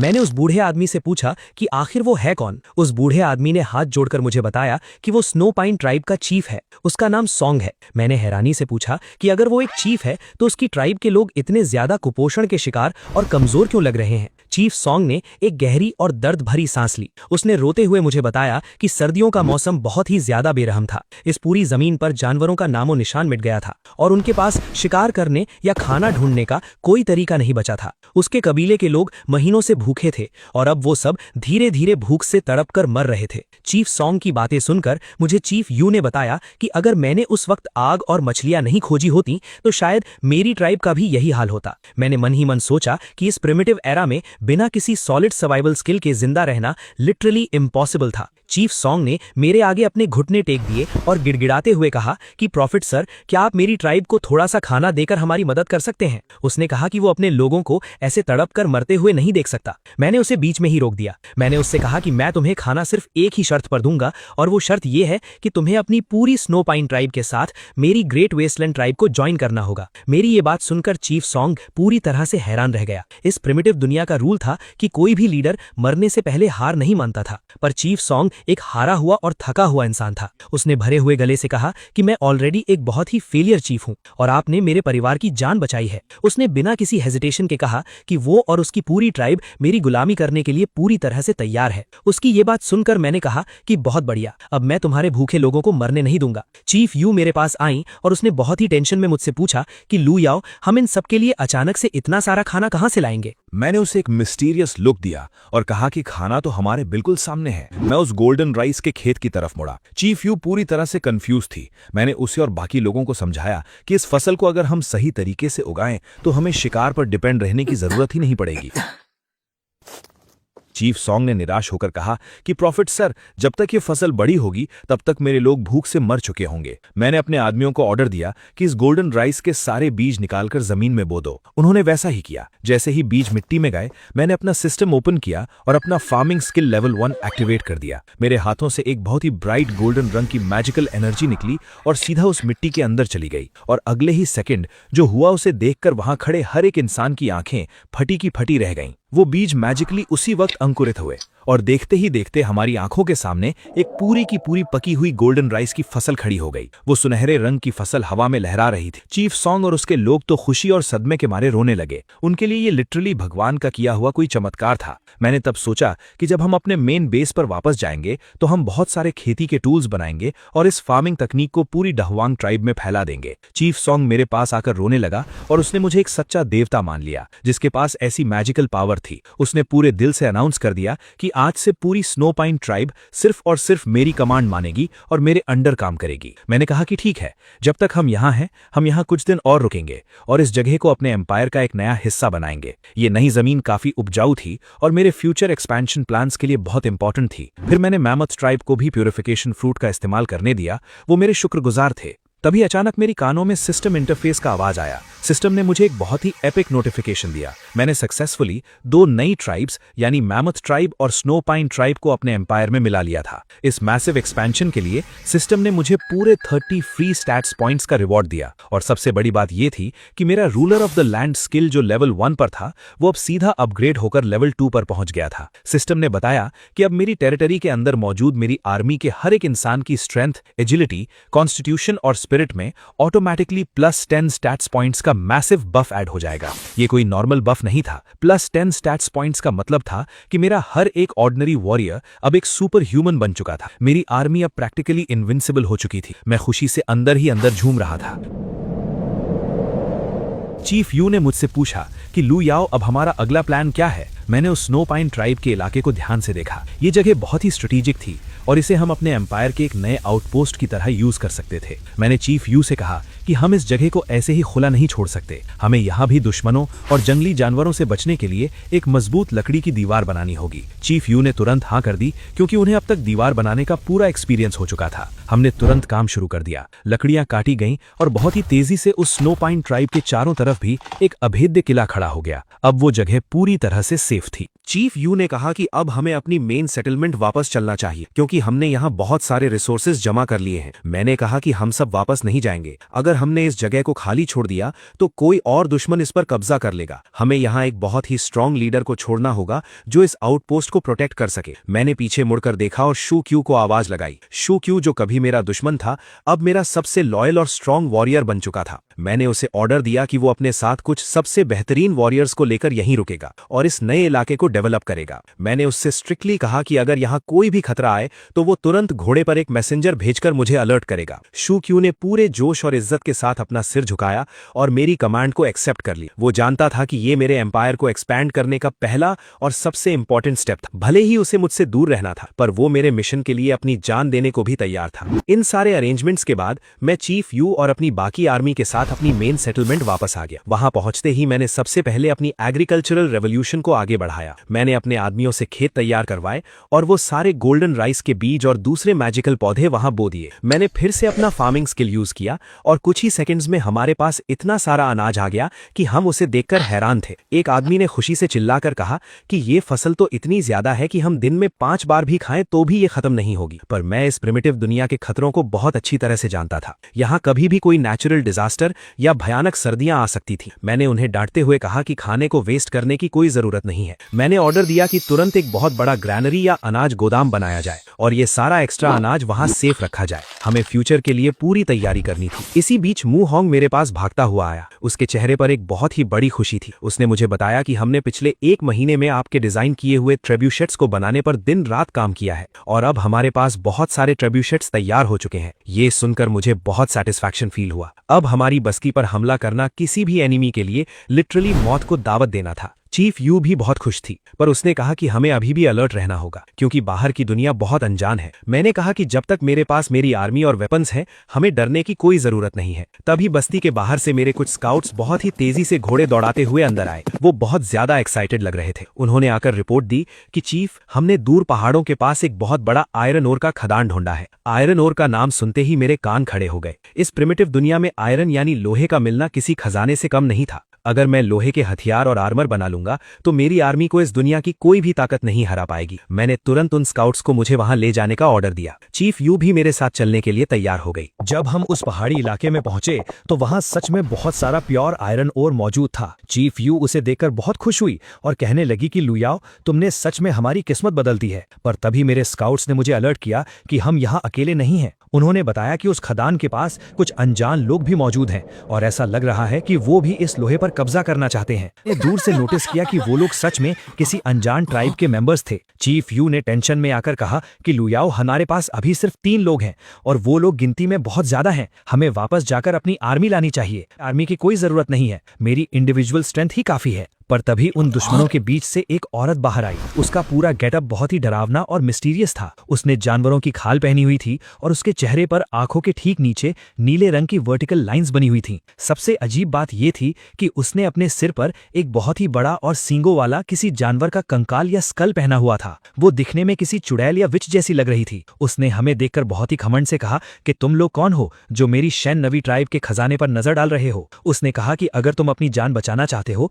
तो यहाँ से भाग जाओ, क्योंकि मैं अकेले ही तुम सबको खत्म करने के लिए काफी हूँ। मेरे स्काउट्स को उसकी ये बात सुनकर बहुत गुस्सा आया। उन्होंने कहा कि तुम जैसी औरत हमारा क्या बिगाड़ लेगी। पर उस शैन नवी नाम की औरत के चेहरे पर एक बहुत ही भयानक और कॉन्फिडेंट स्माइल थी। उसने कहा कि मैं कोई नॉर्मल इंसान नहीं हूँ, मैं भगवान की भेजी हुई एक शैन नवी या गॉडेस हूँ और मेरे पास इंसानों के दिमाग को कंट्रोल करने की जादुई पावर है। उसने अपना वो सींगों वाला स्कल हमारी तरफ किया। अचानक उस स्कल की आंखों में से एक बहुत ही डार्क और पर्पल रंग की मैजिकल एनर्जी निकली। उस एनर्जी ने मेरे दोनों स्काउट्स और चीफ यू को इंस्टेंटली हिट किया। ये कोई मजाक नहीं था, वो मैजिकल एनर्जी सच में माइंड कंट्रोल का काम कर रही थी। मेरे स्काउट की आंखें एकदम से ब्लैंक हो गईं और उनके चेहरे के एक्सप्रेशंस पूरी तरह से गायब हो गए। वो तीनों किसी ज़ॉम्बी की तरह उस शैन नवी औरत के सामने घुटनों के बल बैठ गए।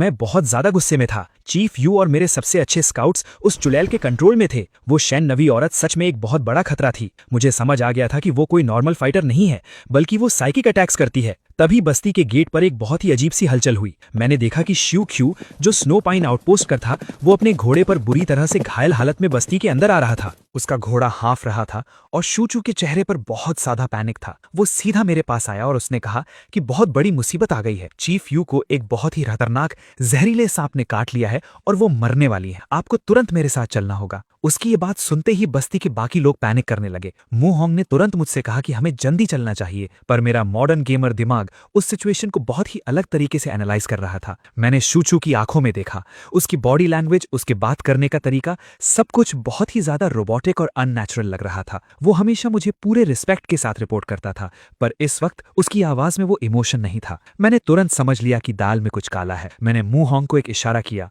मू होंग मेरे इशारे को समझ गया। मैंने अचानक से शूचू को पकड़ा और उसे जमीन पर पटक दिया। मैंने मू होंग से कहा कि जल्दी से वो नीला प्यूरिफिकेशन फ्रूट लेकर आओ। मू होंग भागकर वो फल ले आया। मैंने उस फल को निचोड़कर उसका जूस फोर्सफुली शूचू के मुंह में डाल दिया। जैसे ही वो मैजिकल जूस उसके शरीर में गया, शूचू की आंखें जो पहले ब्लैंक थी वो अचानक से नॉर्मल हो गईं। उसने एक लंबी सांस ली और खांसते हुए उठा। उसने हैरानी से मुझे देखा और पूछा कि वो यहाँ कैसे आ गया। मैंने उससे सख्ती से पूछा कि मुझे सच सच बताओ कि स्नो पाइन आउटपोस्ट पर क्या हुआ है। शूचू ने अपना सर पकड़ते हुए कहा कि मुझे कुछ याद नहीं है, बस इतना याद है कि एक बहुत ही अजीब सी औरत जिसके सर पर एक कंकाल था वो हमारे कैंप में आई थी और उसके बाद मेरे दिमाग में अंधेरा छा गया। ये सुनते ही मेरा शक यकीन में बदल गया। वो शैन नवी औरत ने चीफ यू को पकड़ने के बाद सीधा स्नो पाइन आउटपोस्ट पर हमला किया था और वहां मौजूद मेरे सारे आदमियों को अपने माइंड कंट्रोल से गुलाम बना लिया था। उसने शूचू को जानबूझकर मेरे पास भेजा था ताकि वो मुझे झूठ बोलकर किसी ट्रैप में फंसा सके। ये कोई नॉर्मल लड़ाई नहीं थी, ये एक साइकिक वॉर थी। मुझे पता था कि अगर मुझे उस औरत को हराना है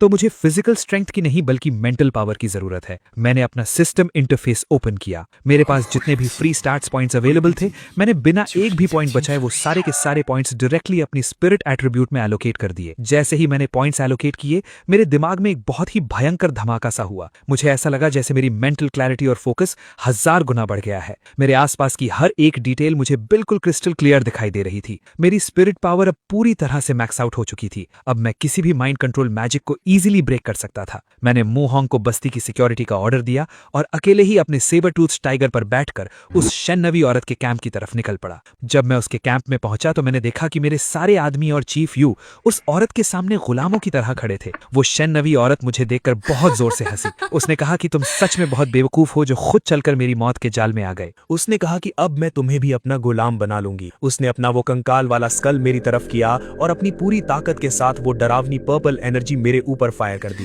वो मैजिकल एनर्जी किसी काले धुएं की तरह मेरे पास आई और मेरे दिमाग में घुसने की कोशिश करने लगी, पर मेरा स्पिरिट लेवल अब नॉर्मल नहीं था। जैसे ही वो एनर्जी मेरे दिमाग से टकराई, वो कांच की तरह टूटकर बिखर गई। मेरे मैक्स्ड आउट स्पिरिट स्टैट्स ने उसके माइंड कंट्रोल को पूरी तरह से नलिफाई कर दिया था। वो औरत ये देखकर पूरी तरह से सदमे में चली गई। उसकी आंखें फटी की फटी रह गई। उसे यकीन नहीं हो रहा था कि कोई इंसान उसके इस अल्टीमेट मैजिक मैजिक को कैसे रेजिस्ट कर सकता है। उसने घबराकर अपने आदमियों को ऑर्डर दिया कि मुझे पकड़ें, पर इससे पहले कि कोई कुछ कर पाता मैंने अपनी इनसेन एजिलिटी का यूज किया और सीधा उसके सामने पहुंच गया। मैंने एक ही झटके में उसे जमीन पर पटक दिया और अपनी बोन नाइफ उसकी गर्दन पर रख दी। मैंने बहुत ही खतरनाक आवाज में उससे कहा कि तुम्हारा ये घटिया जादू मेरे सामने काम नहीं करेगा। मैंने कहा कि अब अपनी इस बकवास को बंद करो और चीफ यू को आजाद करो। वो शेन-नवी औरत डर के मारे कांपने लगी। उसका सारा घमंड टूट चुका था। उसने अपनी जादुई पावर वापस ले ली और चीफ यू के साथ साथ मेरे सारे आदमियों का माइंड कंट्रोल टूट गया। चीफ यू होश में आई और मुझे वहां देखकर बहुत खुश हुई। मैंने उस शेन-नवी औरत को कसकर पकड़ा हुआ था।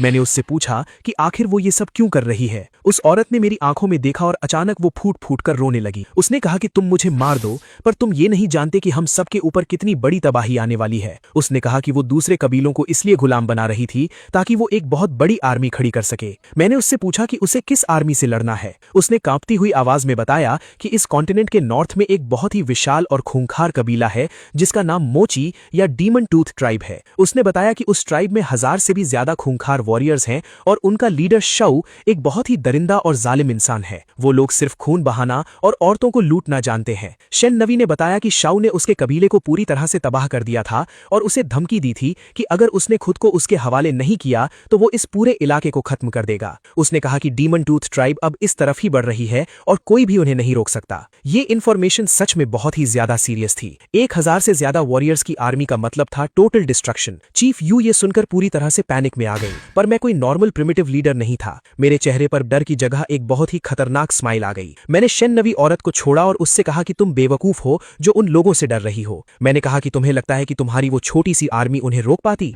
मैंने उसे अपने साथ अपनी ग्रेट वेस्टलैंड ट्राइब के मेन बेस में लेकर आया। जब मैं उसे अपनी ग्रेट वेस्टलैंड ट्राइब के मेन बेस में लेकर आया तो वो वहां का डेवलपमेंट देखकर पूरी तरह से शॉक्ड रह गई। उसने हमारी ऊंची लकड़ी की दीवारें, हमारे गोल्डन राइस के खेत, हमारे घुड़सवार वॉरियर्स और सबसे बढ़कर हमारे वो मैसिव ट्रेब्यूशेस देखे। उसे अपनी आंखों पर यकीन नहीं हो रहा था कि कोई कबीला इतना एडवांस्ड कैसे हो सकता है। मैंने उससे कहा कि जो शाओ तुम्हें डरा रहा है मैं उसे इसी मैदान में कुचल कर रख दूंगा। मैंने उसे अपना मास्टर प्लान समझाया। मैंने शेन-नवी से कहा कि तुम वापस उस शाओ के पास जाओगी और नाटक करोगी कि तुम उसकी ताकत के आगे सरेंडर कर रही हो। तुम उसे बातों में उलझाकर हमारी इस टेरिटरी की तरफ लेकर आओगी। बाकी का काम मैं और मेरी आर्मी कर लेंगे। शेन-नवी मेरी बातों से इतनी ज्यादा इंप्रेस थी कि वो तुरंत मेरे प्लान के लिए तैयार हो गई। उसके जाने के बाद मैंने अपनी पूरी आर्मी को वॉर मोड में डाल दी। मैंने अपने घुड़सवारों को आर्चरी की स्पेशल ट्रेनिंग दी। मैंने उन्हें सिखाया कि कैसे घोड़े की रफ्तार के साथ साथ परफेक्ट निशाना लगाया जाता है। ये हॉर्स आर्चरी इस प्रिमिटिव एरा में एक इनविंसिबल मिलिट्री टैक्टिक थी। मैंने मू होंग को ऑर्डर दिया कि ट्रेब्यू सेट्स में बड़े पत्थरों की जगह आग के गोले फायर करने की तैयारी करो। हम उस डीमन टूथ ट्राइब को एक ऐसा सरप्राइज देने वाले थे जो उन्होंने अपने बुरे सपनों में भी नहीं सोचा होगा। कुछ दिनों बाद वो दिन आ ही गया। मेरे स्काउट्स ने रिपोर्ट दी कि डीमन टूथ ट्राइब की आर्मी हमारी बस्ती की तरफ बढ़ रही है। मैं अपनी पूरी फोर्स के साथ एक ऊंचे पहाड़ पर खड़ा था जहां से नीचे का पूरा मैदान साफ दिखाई दे रहा था। मैंने देखा कि सच में एक बहुत ही मैसिव आर्मी हमारी तरफ आ रही है। उनके वॉरियर्स के चेहरे पर खौफनाक पेंट था और उनके हाथों में भारी हथियार थे। सबसे आगे एक बहुत ही विशाल और मस्कुलर आदमी चल रहा था जिसके गले में खोपड़ियों की माला थी। वो शाओ था। उसके बगल में शेन-नवी चल रही थी जो उसे हमारे ट्रैप की तरफ लीड कर रही थी। शाओ बहुत ही ज्यादा एरोगेंट लग रहा था। वो जोर जोर से हंस रहा था और कह रहा था कि इस छोटे से कबीले को तो वो अपने पैरों तले रौंद देगा। शेन-नवी ने बहुत ही चालाकी से शाओ और उसकी आर्मी को उस संकरे और खुले मैदान में लाकर खड़ा कर दिया जहां मेरे ट्रेब्यू सेट्स की रेंज बिल्कुल परफेक्ट थी। जैसे ही वो लोग उस किल जोन में पहुंचे, शेन-नवी वहां से भागकर सुरक्षित जगह पर आ गई। शाओ को कुछ समझ नहीं आया। आसमान में एक बहुत ही खौफनाक नजारा था। मेरे दर्जनों ट्रेब्यू सेट्स ने एक साथ हवा में आग से धड़कते हुए भारी पत्थर फायर कर दिए। वो आग के गोले उल्का पिंडों की तरह सीधा डीमन टूथ ट्राइब की आर्मी के बीच में जाकर गिरे। वहां भयंकर धमाके हुए और आग लग गई। शाओ की आर्मी में टोटल केओस फैल गया। वो लोग समझ ही नहीं पा रहे थे कि आसमान से आग कैसे बरस रही है। तभी शेन-नवी भागते हुए मेरे पास आई। शाओ भी उसके पीछे भागते हुए आया, पर तभी मेरी कैवलरी ने मैदान में एंट्री ली। शाओ ने पूछा कि आखिर मैं कौन हूं, और मैंने जवाब दिया कि मैं ही वो हूं जिसने ये प्लान बनाया है। शाओ फिर भी घमंडी था, लेकिन उसके एक अंडरलिंग ने आकर कहा कि शाओ का एरिया कुछ लोग नष्ट कर रहे हैं। मेरे ruler of the land level 2 के बफ की वजह से मेरे वॉरियर्स की स्पीड और एक्यूरेसी अनमैच्ड थी। उन्होंने घोड़ों पर बैठे बैठे उन भागते हुए दुश्मनों पर तीरों की ऐसी बारिश की कि दुश्मन गाजर मूली की तरह कटकर जमीन पर गिरने लगे। उसने उसने मेरी तरफ देखा और गुस्से में पूछा कि मैं आखिर कौन हूँ। मैंने उसे स्मर्क करते हुए घूर कर देखा और जोर से बोला, मैं इस ट्राइब का बॉस हूँ और जिस औरत को तू अपने साथ लाया है वो मेरी औरत है। ये सुनते ही शू की मर्दानगी को सीधी चोट पहुंची। वो गुस्से से आग बबूला हो गया और उसने जोर से चिल्लाकर हम पर हमला करना शुरू किया। इन्हें इनकी औकात दिखाना होगा, सबको मार डालूंगा, वो चिल्लाया। मैंने एरो का इस्तेमाल किया लेकिन उसने उस एरो को नाकाम कर दिया। मुझे कुछ देर के लिए लगा कि कैसे ये मुझे ओवरपावर कर रहा है। उसने अपना एक मैसिव पत्थर उठाया और मेरे सिर पर पूरी ताकत से वार किया, पर मैं तो अपने सारे स्टैट्स, पॉइंट्स, स्पिरिट और स्ट्रेंथ पे मैक्स आउट कर चुका था। मैंने बिना अपनी जगह से हिले अपनी बॉडी को हल्का सा साइड किया और उसके भारी अटैक को सिर्फ अपने नंगे हाथ से हवा में ही रोक लिया। फिर पीछे से शेन नवी ने अपनी जादू दिखाई और आखिरकार शू ढेर हो गया और ऐसे ही हम वॉर जीत गए। शेन नवी मेरे पास आई और शर्माते हुए बोली कि क्या वो अब सच में मेरी औरत है। मैंने उससे कहा कि वो बस शू की टॉन्ट करने के लिए मैंने कहा था। ये सुनकर शेन नवी थोड़ी उदास हो गई। रात हो चुकी थी। पूरे बेस में इस अल्टीमेट एपिक विक्ट्री का सेलिब्रेशन चल रहा था। हमने मोची ट्राइब के उन हजारों बचे हुए लोगों को अपने ट्राइब में मिला लिया था और अब हमारी वर्कफोर्स पहले से भी दोगुनी हो चुकी थी। लेकिन उसके बाद भी मू होंग शू क्यू के साथ काम पे निकल पड़ा। चीफ यू चलकर मेरे पास आई। उसने बहुत ही सॉफ्ट और इमोशनल आवाज में बोली कि लू याओ, मुझे अभी भी सब सपना लग रहा है। मैंने एक बहुत ही सुकून वाली स्माइल दी। मैंने उससे कॉन्फिडेंटली कहा कि चीफ यू, ये तो बस एक छोटी सी शुरुआत है। आगे आगे देखो, मैं इस पूरी दुनिया को कंप्लीटली कॉन्कर कर लूंगा और मेरे राज में मेरी औकात और पावर्स बस इन्फिनिटली बढ़ती जाएंगी। उसने मुझे याद दिलाया कि कैसे कुछ महीने पहले वो लोग एक ठंडी और डार्क गुफा में भूख और ठंड से मरने वाले थे। उनके पास जीने की कोई उम्मीद नहीं थी और अब मेरी वजह से वो इस पूरी प्रिमिटिव दुनिया के सबसे ताकतवर और सबसे सेफ एम्पायर हैं। चीफ यू भी मेरे और पास आई और उसने मेरा हाथ पकड़ लिया। मैंने भी उसके कंधे को सहलाया। शेन नवी तभी मेरे पास आई। उसने बड़ी ही शांति से मुझे बताया कि उसने सभी नए लोगों और कैप्टिव्स के लिए हाउसेज अरेंज कर दिए हैं और अब मुझे और चीफ यू को आराम करना चाहिए। मैंने भी चीफ यू को कहा कि वो बहुत टाइम से कैप्टिव थे, इसलिए उसे रेस्ट लेना चाहिए। लेकिन चीफ यू बड़ी ही शर्माते हुए मुझसे पूछा कि लू याओ, क्या आज रात हम दोनों एक साथ एक ही टेंट में सो सकते हैं? उसकी आंखों में एक अजीब सी चमक थी और उसकी इस रिक्वेस्ट को सुनकर मैं थोड़ा सा चौंक गया। मैंने एक प्रिंस की तरह उसे कैरी किया और स्माइल की और कहा कि हाँ बिल्कुल, आज रात हम एक साथ आराम करेंगे। हम दोनों ने टेंट में आराम से रात बिताया। उसके बाद अचानक मेरे सामने हवा में सिस्टम का गोल्डन पैनल फ्लैश हुआ। उस पैनल पर लिखा था कि मैंने सक्सेसफुली ब्लड लाइन इनहेरिटेंस का माइलस्टोन कंप्लीट कर लिया है और इस मैसिव अचीवमेंट के लिए सिस्टम ने मुझे सीधे 30 फ्री स्टैट्स पॉइंट्स का इनसेन रिवॉर्ड दिया है। ये पॉइंट्स देखकर मेरी आंखें फटी की फटी रह गई। मैं मन ही मन सोचने लगा कि सिस्टम इतनी आसानी से इतने सारे पॉइंट्स कैसे दे सकता है। क्या इसका मतलब ये है कि इस प्रिमिटिव वर्ल्ड में मुझे अपना एम्पायर बढ़ाने के साथ साथ अपनी ब्लड लाइन को आगे बढ़ाने पर भी फोकस करना चाहिए? क्या मुझे सच में अपनी ब्रांचेस को एक्सपैंड करना चाहिए? मैंने अपने दिमाग में चल रहे इन सब अजीब ख्यालों को झटक दिया और डिसाइड किया कि अभी के लिए बस आराम करना ही बेस्ट होगा। अगली सुबह जब मैं बाहर आया तो शेन नवी अपना सामान बांधकर खड़ी थी। मैंने उसके पास जाकर उससे पूछा कि क्या वो अपने शेन नवी ट्राइब को मेरे दाहुंग ट्राइब के साथ कंप्लीटली मर्ज करने के बारे में सोच रही है। मैंने उससे ऑफर दिया कि अगर वो हमारे साथ जुड़ेगी तो उसके लोगों को कभी भुखमरी का सामना नहीं करना पड़ेगा। उसने मेरी आंखों में देखते हुए कहा कि अब जबकि मैंने उस हैवान शो को मारकर इस पूरे कॉन्टिनेंट को सेव कर दिया है तो वो अकेले ही अपने ट्राइब को लीड करेगी और अपने लोगों को इतना एडवांस बनाएगी कि वो दाहुंग ट्राइब को पीछे छोड़ देगी। लेकिन फिर भी उसने थोड़ी सी स्माइल की और मुझे थैंक यू कहा। उसने मुझे उस गोल्डन राइस की सीड्स और उस मैसिव आयरन माइन का कंट्रोल देने के लिए शुक्रिया अदा किया। उसके इस कॉन्फिडेंस को देखकर मुझे सच में बहुत अच्छा फील हुआ। फिर हम अपने ट्राइब पर लौट आए। चीफ यू मेरे पास आई और उसने मुझे बताया कि लू याओ, अब हमारे ट्राइब में लोगों की गिनती बहुत ज्यादा बढ़ चुकी है और हमारा ये पुराना बेस इन सबको संभालने के लिए काफी नहीं है। मैंने उसकी बात से अग्री करते हुए कहा कि तुम बिल्कुल ठीक कह रही। हमारी पॉपुलेशन अब लिटरली एक्सप्लोड हो चुकी है और अब टाइम आ गया है कि हम अपनी टेरिटरी को एक मैसिव लेवल पर एक्सपैंड करें। मैंने उसे समझाया कि अब हम सिर्फ घास फूस के टेंट्स और छोटी लकड़ी की वॉल्स पर डिपेंड नहीं कर सकते। मुझे इस प्रिमिटिव वर्ल्ड को कंप्लीटली चेंज करना था। मैंने तुरंत अपने सबसे स्ट्रॉन्ग वर्कर्स को इकट्ठा किया और एक नया प्रोजेक्ट शुरू कर दिया। मैंने लकड़ियों और जानवरों की खाल का यूज करके एक बड़ा सा एयर ब्लोअर यानी बेलोस तैयार किया। जब मू होंग और बाकी लोगों ने इस अजीब से वुडन बॉक्स को देखा तो वो कंप्लीटली कंफ्यूज थे। उन्हें समझ नहीं आ रहा था कि मैं क्या कर रहा हूँ। मैंने उन्हें समझाया कि ये बेलोस है। मैंने उन्हें बताया कि आग को एक एक्सट्रीम टेम्परेचर तक ले जाने के लिए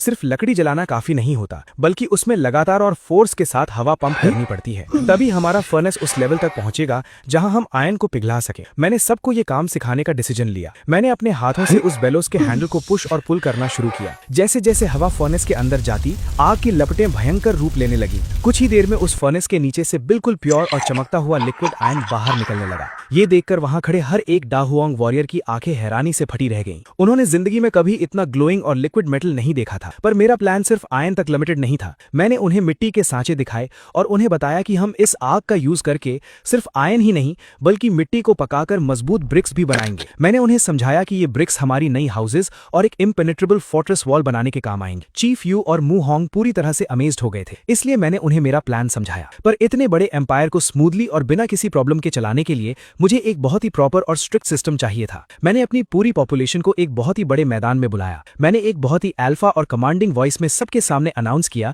कि आज से हमारी ट्राइब के काम करने का तरीका पूरी तरह से बदल जाएगा। मैंने हजारों लोगों को उनकी स्ट्रेंथ और स्किल्स के हिसाब से अलग अलग स्पेसिफिक टीम्स में डिवाइड कर दिया। मैंने एक टीम को सिर्फ गैदरिंग का काम दिया, जिनका मिशन था जंगलों के बहुत अंदर तक जाना और वहां से फल, लकड़ियां और काम की जड़ी बूटियां लाना। दूसरी टीम को मैंने हंटिंग और स्काउटिंग का काम दिया, जो हमारे लिए गोश्त लाएंगे और दुश्मनों पर नजर रखेंगे। तीसरी टीम को मैंने फार्मिंग में लगा दिया, ताकि हमारी गोल्डन राइस की फसल हमेशा हरी भरी रहे और कोई भूखा ना सोए। चौथी टीम को मैंने माइनिंग और आयन स्मेल्टिंग का भारी काम सौंपा और आखिरी टीम को मैंने कंस्ट्रक्शन का काम दिया, जो नए घर और रास्ते बनाएंगे। इस डिवीजन ऑफ लेबर की वजह से हमारी ट्राइब की एफिशिएंसी लिटरली 1000 गुना बढ़ गई थी। हर कोई अपना काम पूरी ईमानदारी से कर रहा था, पर मेरे दिमाग में एक और बहुत बड़ी प्रॉब्लम चल रही थी, जो फिजिकल नहीं बल्कि मेंटल थी। मैं अपनी झोपड़ी के बाहर आराम से बैठा हुआ था और मेरे हाथ में एक जली हुई काली पत्थर थी। मैं उस पत्थर से एक बहुत बड़े पत्थर पर कुछ अजीब से निशान बना रहा था। चीफ यू मेरे पास आई और उसने बहुत ही हैरानी से मेरी तरफ देखकर पूछा कि लू याओ, तुम ये क्या कर रहे हो और ये आड़ी टेढ़ी लकीरें क्या हैं? मैंने उस पत्थर पर बने हुए निशान की तरफ इशारा करते हुए उसे बताया कि ये कोई मामूली लकीरें नहीं है चीफ यू। मैंने उसे एक्सप्लेन किया कि इंसान की मेमोरी बहुत लिमिटेड होती है और वो चीजें भूल जाता है, पर अगर हम अपनी नॉलेज और इन्फॉर्मेशन को सिंबल्स के फॉर्म में पत्थरों या खालों पर लिख लें तो वो हमेशा के लिए सेफ हो जाएगी और आने वाली जनरेशंस तक इजीली पहुंचेगी। फॉर एग्जाम्पल, मैंने कहा कि ये एक वर्ड है जिसका मतलब है फायर। मैंने कहा कि इसे राइटिंग कहते हैं और ये सिविलाइजेशन की सबसे बड़ी और सबसे पावरफुल निशानी है। चीफ यू मेरी इस बात से इतनी ज्यादा इंप्रेस हुई, तभी मैंने ऐलान किया कि मैं इस समझ को आयन एज में लीड करूंगा। बाद में मैं कबीले की तरफ लौटा। मू होंग मेरे पास भागता हुआ आया और उसने बहुत ही शानदार लोहे की कुल्हाड़ी और एक बहुत ही शार्प लोहे की तलवार बनाया था। उसने पूरे जोश के साथ मुझे वो वेपन्स दिखाए और कहा कि बॉस, हमारे ब्लैकस्मिथ्स ने फाइनली लोहे के प्रॉपर वेपन्स और फार्मिंग टूल्स भारी मात्रा में बना लिए हैं। मैंने उन हथियारों को अपने हाथ में लेकर बहुत ही ध्यान से चेक किया। वो सच में बहुत ही ज्यादा शार्प, डेडली और वेल बैलेंस थे। मैंने तुरंत ऑर्डर दिया कि ये नए लोहे के हथियार सबसे पहले उन वॉरियर्स को दिए जाएं जिन्होंने पिछली जंगों में सबसे बेहतरीन परफॉर्मेंस दी है। ये देखकर बस्ती के बाकी आदमियों में एक अलग ही लेवल का मोटिवेशन और जलन आ गई। वो सब भी अब ज्यादा मेहनत करने लगे ताकि उन्हें भी वो चमक चमाते हुए लोहे के वेपन्स मिल सके।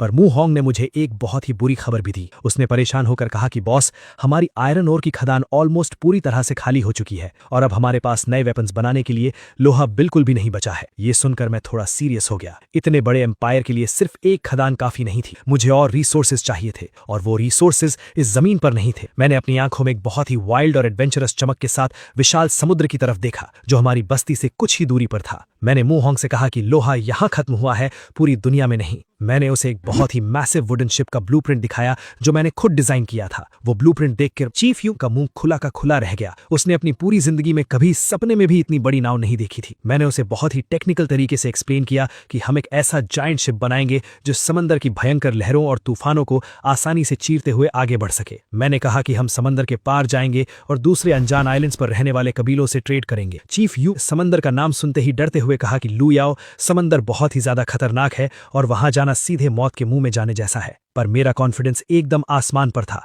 मैंने उसे एश्योरेंस दिया कि मेरा डिजाइन किया हुआ शिप कभी नहीं डूबेगा और सिर्फ इतना ही नहीं, बहुत ही धीरे से बताया कि मैं एक और बहुत ही खतरनाक और टॉप सीक्रेट वेपन पे काम कर रहा हूं। मैंने उसे बताया कि मैंने जानवरों की चर्बी से जो ऑयल और केमिकल्स निकाले हैं उनसे मैं डायनामाइट बना रहा हूं। मैंने कहा कि ये डायनामाइट एक ऐसा जालिम और एक्सप्लोसिव हथियार होगा जो एक ही धमाके में पूरे के पूरे पहाड़ को उड़ा सकता है। महीनों की कड़ी मेहनत और हजारों लोगों के पसीने के बाद फाइनली हमारा वो मैसिव वुडन शिप समंदर के किनारे बनकर पूरी तरह से तैयार खड़ा था। वो शिप सच में किसी पानी पर तैरते हुए बहुत बड़े महल जैसा लग रहा था। मैंने बस्ती के सबसे फिजिकली स्ट्रांग और ब्रेव वॉरियर्स को सिलेक्ट किया और उन्हें अपने साथ शिप पर सवार होने का ऑर्डर दिया। मैंने चीफ यू और शेन नवी को बस्ती की सिक्योरिटी की पूरी जिम्मेदारी सौंपी और अपने sabre tooth tiger Shao Bai को भी अपने साथ शिप पर चढ़ा लिया, क्योंकि मुझे किसी भी अनजान खतरे के लिए तैयार रहना था। हमने अपनी भारी पतवारें खोलीं और समंदर की उन खूंखार और ऊंची लहरों पर अपनी एपिक जर्नी शुरू कर दी। हवा बहुत तेज थी और समंदर का नमकीन पानी हमारे चेहरों पर बहुत जोरों से टकरा रहा था। मेरे वॉरियर्स शुरुआत में पानी को देखकर थोड़े डरे हुए थे, पर धीरे धीरे उन्हें इस सफर में मजा आने लगा। कई दिनों की लगातार सेलिंग के बाद फाइनली हमारे शिप के टॉप पर बैठे हुए स्काउट्स ने जोर से चिल्लाकर अलर्ट किया कि उन्हें सामने एक आइलैंड दिखाई दे रहा है। मैंने तुरंत शिप को उस आइलैंड के किनारे लगाने का ऑर्डर दी। जैसे ही हम उस आइलैंड पर उतरे, वहां के लोकल प्रिमिटिव लोग अपने पत्थर के भालों और तीरों के साथ हमारे सामने आ गए। वो लोग बहुत ही ज्यादा अग्रेसिव और डरे हुए लग रहे थे। उनका लीडर आगे आया और उसने गुस्से में चिल्लाकर अपनी अजीब सी भाषा में पूछा कि हम लोग कौन हैं और उनके आइलैंड पर क्या करने आए हैं। उसने धमकी दी कि अगर हम एक कदम भी आगे बढ़े तो वो हमें वहीं मार देंगे। मेरे वॉरियर्स भी लड़ने के लिए तुरंत तैयार हो गए, पर मैंने उन्हें रुकने का इशारा किया। मुझे यहाँ खून नहीं बहाना था, मुझे ट्रेड करना था और अपना दिमाग यूज करना था। मैंने अपने आदमियों से वो खूबसूरत मिट्टी के बने हुए क्ले पॉट्स मंगवाए जो हमने बनाए थे। मैंने उस लीडर को वो बर्तन दिखाए और पूरे कॉन्फिडेंस के साथ कहा कि हम दुश्मन नहीं हैं। मैंने उसे समझाया कि ये जादुई बर्तन हैं जिनमें वो पानी उबाल सकते हैं और अपना गोश्त आराम से पका सकते हैं। मैंने डिटेल में एक्सप्लेन किया कि कच्चा खाना और गंदा पानी पीने से भयंकर बीमारियां होती हैं,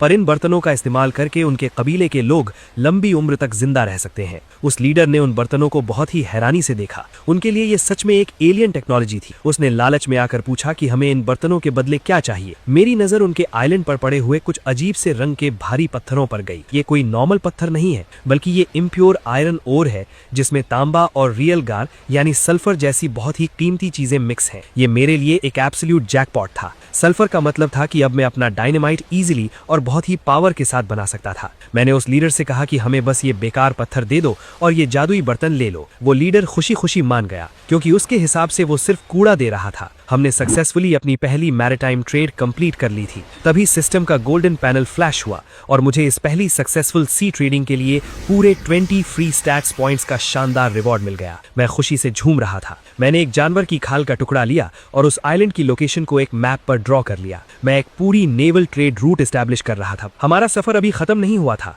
हम उस आइलैंड से बहुत सारा आयरन ओर और सल्फर लेकर आगे बढ़ गए। कई और छोटे छोटे आइलैंड्स पर हमने ट्रेड किया और अपना मैप तैयार किया। फाइनली कई दिनों की लगातार सेलिंग के बाद हम एक बहुत ही बड़े और खौफनाक दिखने वाले आइलैंड पर पहुंचे। ये आइलैंड बाकी सबसे बहुत अलग और मनहूस लग रहा था। यहाँ के पेड़ों पर अजीब से निशान थे और हवा में एक बहुत ही गंदी सी सड़ंद थी। जैसे ही हम समंदर के किनारे उतरे, मेरे वॉरियर्स के पैरों के नीचे कुछ अजीब सी चीजें टकराईं। हमने नीचे देखा तो वो इंसानों की खोपड़ियां और हड्डियां थी। पूरा किनारा इंसानी कंकालों से भरा हुआ था। ये भयानक नजारा देखकर मेरे वॉरियर्स के पसीने छूट गए। मुहोंग ने घबराते हुए कहा कि बॉस, ये जगह बहुत ही डरावनी है। मुझे लगता है कि ये किसी कैनिबल ट्राइब यानी नरभक्षी कबीले का आइलैंड है। वो लोग इंसानों को मार कर खाते हैं। मैंने उसे शांत रहने को कहा। मुझे डर नहीं लग रहा था, बल्कि मेरे अंदर एक अलग ही एक्साइटमेंट थी। मैं अपनी पूरी फोर्स और अपने सेबर टूथ टाइगर शाओबाई के साथ उस आइलैंड के अंदर वाले घने जंगल में घुस। कुछ ही दूर जाने पर हमने देखा कि वहां एक बहुत बड़ी आग जल रही और कुछ खूंखार दिखने वाले प्रिमिटिव लोग एक बूढ़े आदमी को रस्सियों से बांधकर उस आग के पास ला रहे थे। वो लोग जोर जोर से चिल्ला रहे थे